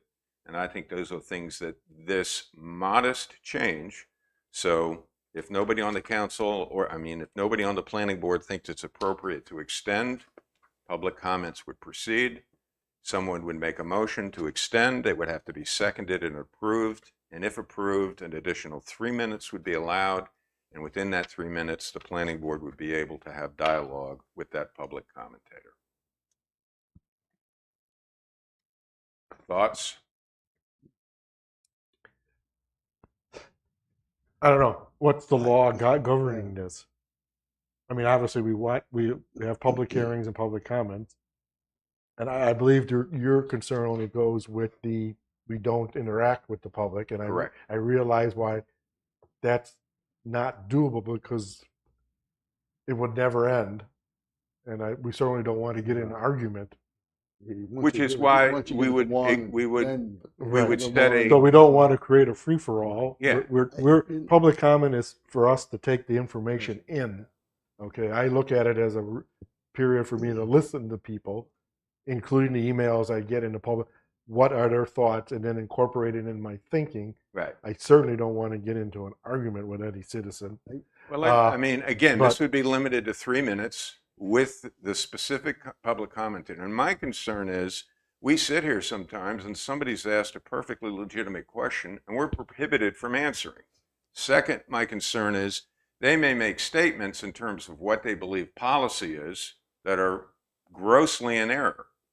I mean, this is complicated stuff. I don't require every citizen to have, text knowledge of the UDO, but it prohibits us from correcting that misinformation, and now that gets into the system. But is that really not true, Lisa? We'll leave it to I mean, if we hear something during a public comment and the public comment here ends, aren't we as a board allowed to ask each other the same question for discussion? In other words, if the public makes a comment, pro or con, whatever it is, and obviously we won't interact with the public, they're allowed to speak their mind. And then afterwards we go, aren't we allowed in our own discussion to ask each other either one or the same question without interacting with the person? You can. I don't know exactly what the UDO speaks to about public comments. The town council adopts their rules, and in their rules, they do not respond. Right, And I think this was, there was a period in the town's history where there was a fair amount of contention and dialogue was allowed. And based upon some less than appropriate things that happened in some of those discussions, this rule was implemented. And I think so calmer heads have prevailed. Our rules, Lisa, just come down from the council rules, right?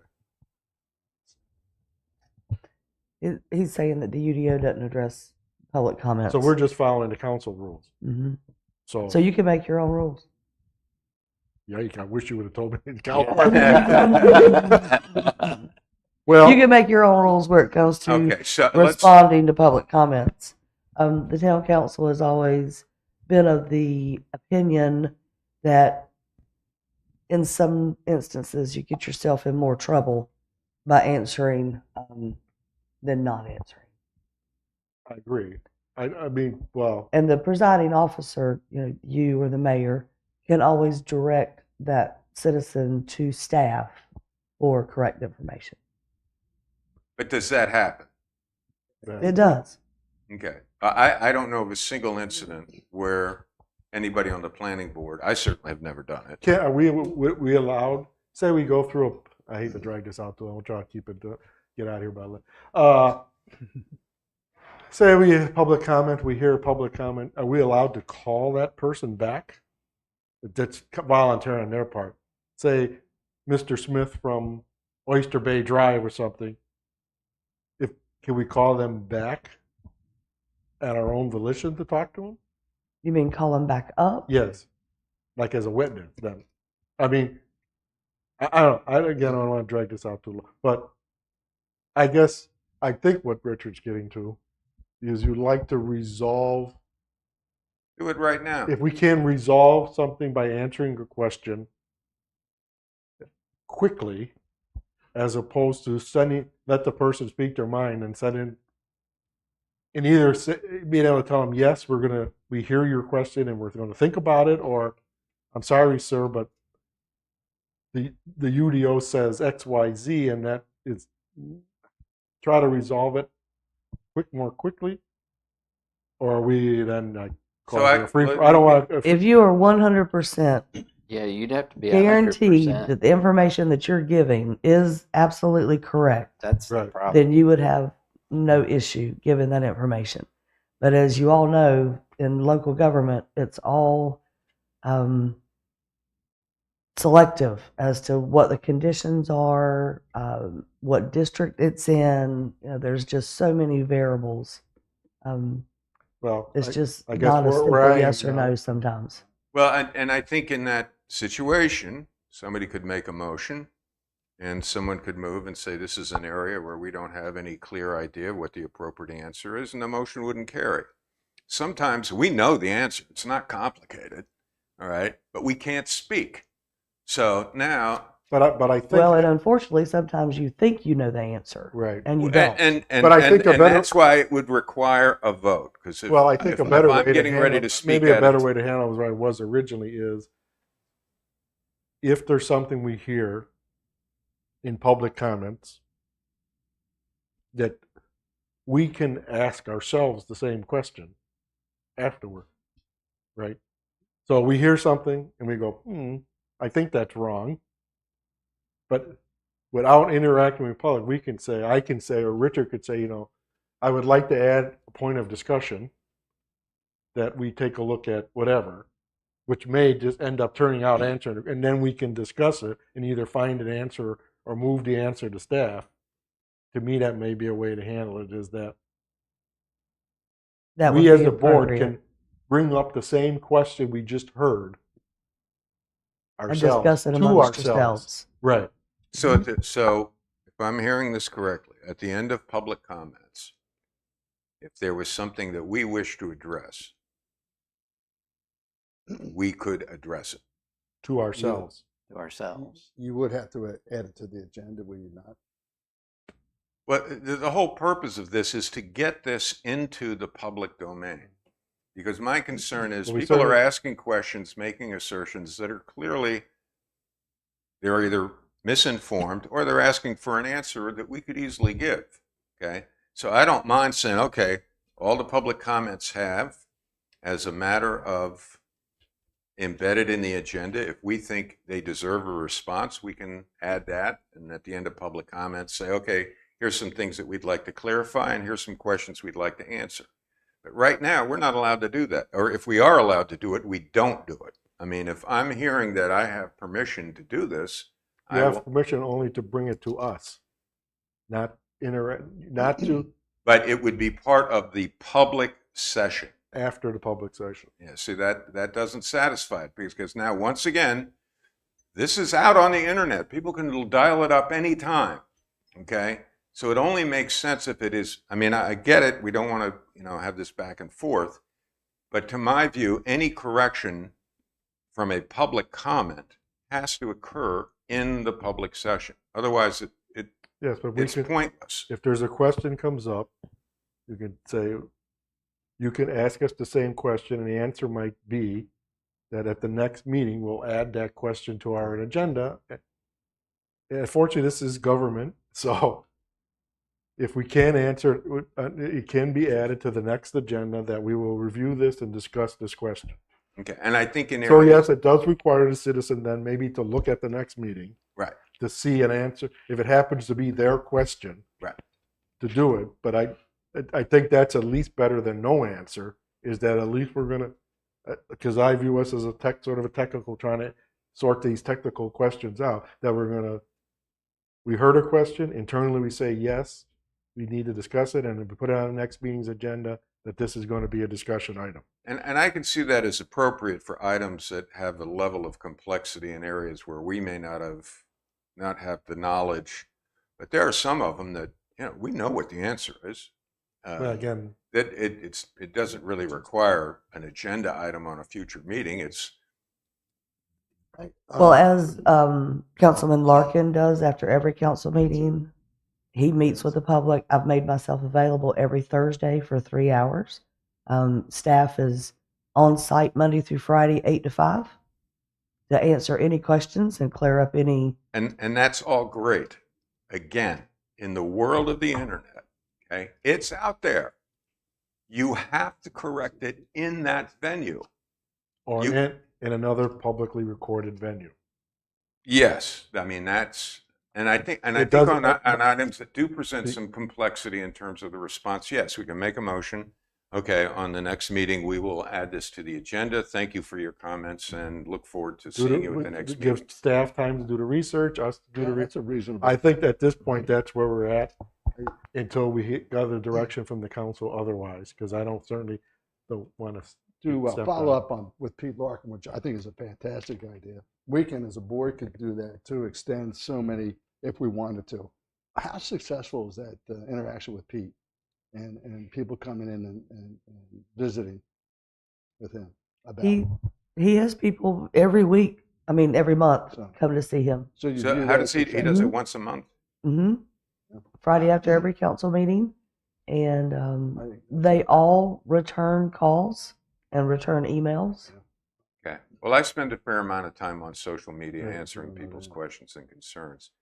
I mean, I would be, Okay, I would be let's- happy to do that. And if Jerry wants to Yeah, I'd be join more than me, happy to do it. we'll set up a time once a month and make it part of the public record. I still feel though that, and I'm happy to make the motion, okay? And if it doesn't carry, that's fine. So I'm going to move that we amend public comments to include an additional 2 minutes, okay? Make that concession. That would require a motion to carry by the planning board that would then allow an additional 2 minutes of public dialogue in which the planning board could respond to the public commenter. I so move. Any seconds? All right. Thank you. Well, not again, but I need more time to think on this. Okay. All right. Well, let's bring, I Read mean, the obviously, document, right, at a session today, it's irrelevant, right. but there have been sessions. Well, we where- do. We got public comments next. Okay. So let's just think about it.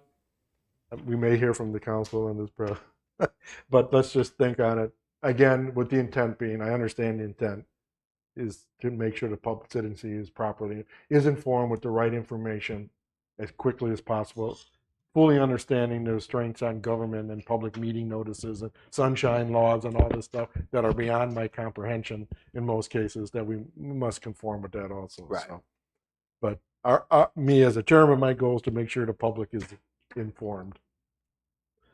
Speaking All right. of which, any Thank you. public comments for today? Oh, come on. None.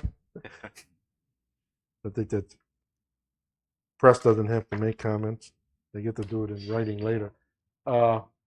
Okay. Anything else? Then we'll move. I need a motion to adjourn. I so move. I'll second it. All in favor? Aye. The meeting is adjourned. Thank Thanks, you. everybody. Thanks, everybody.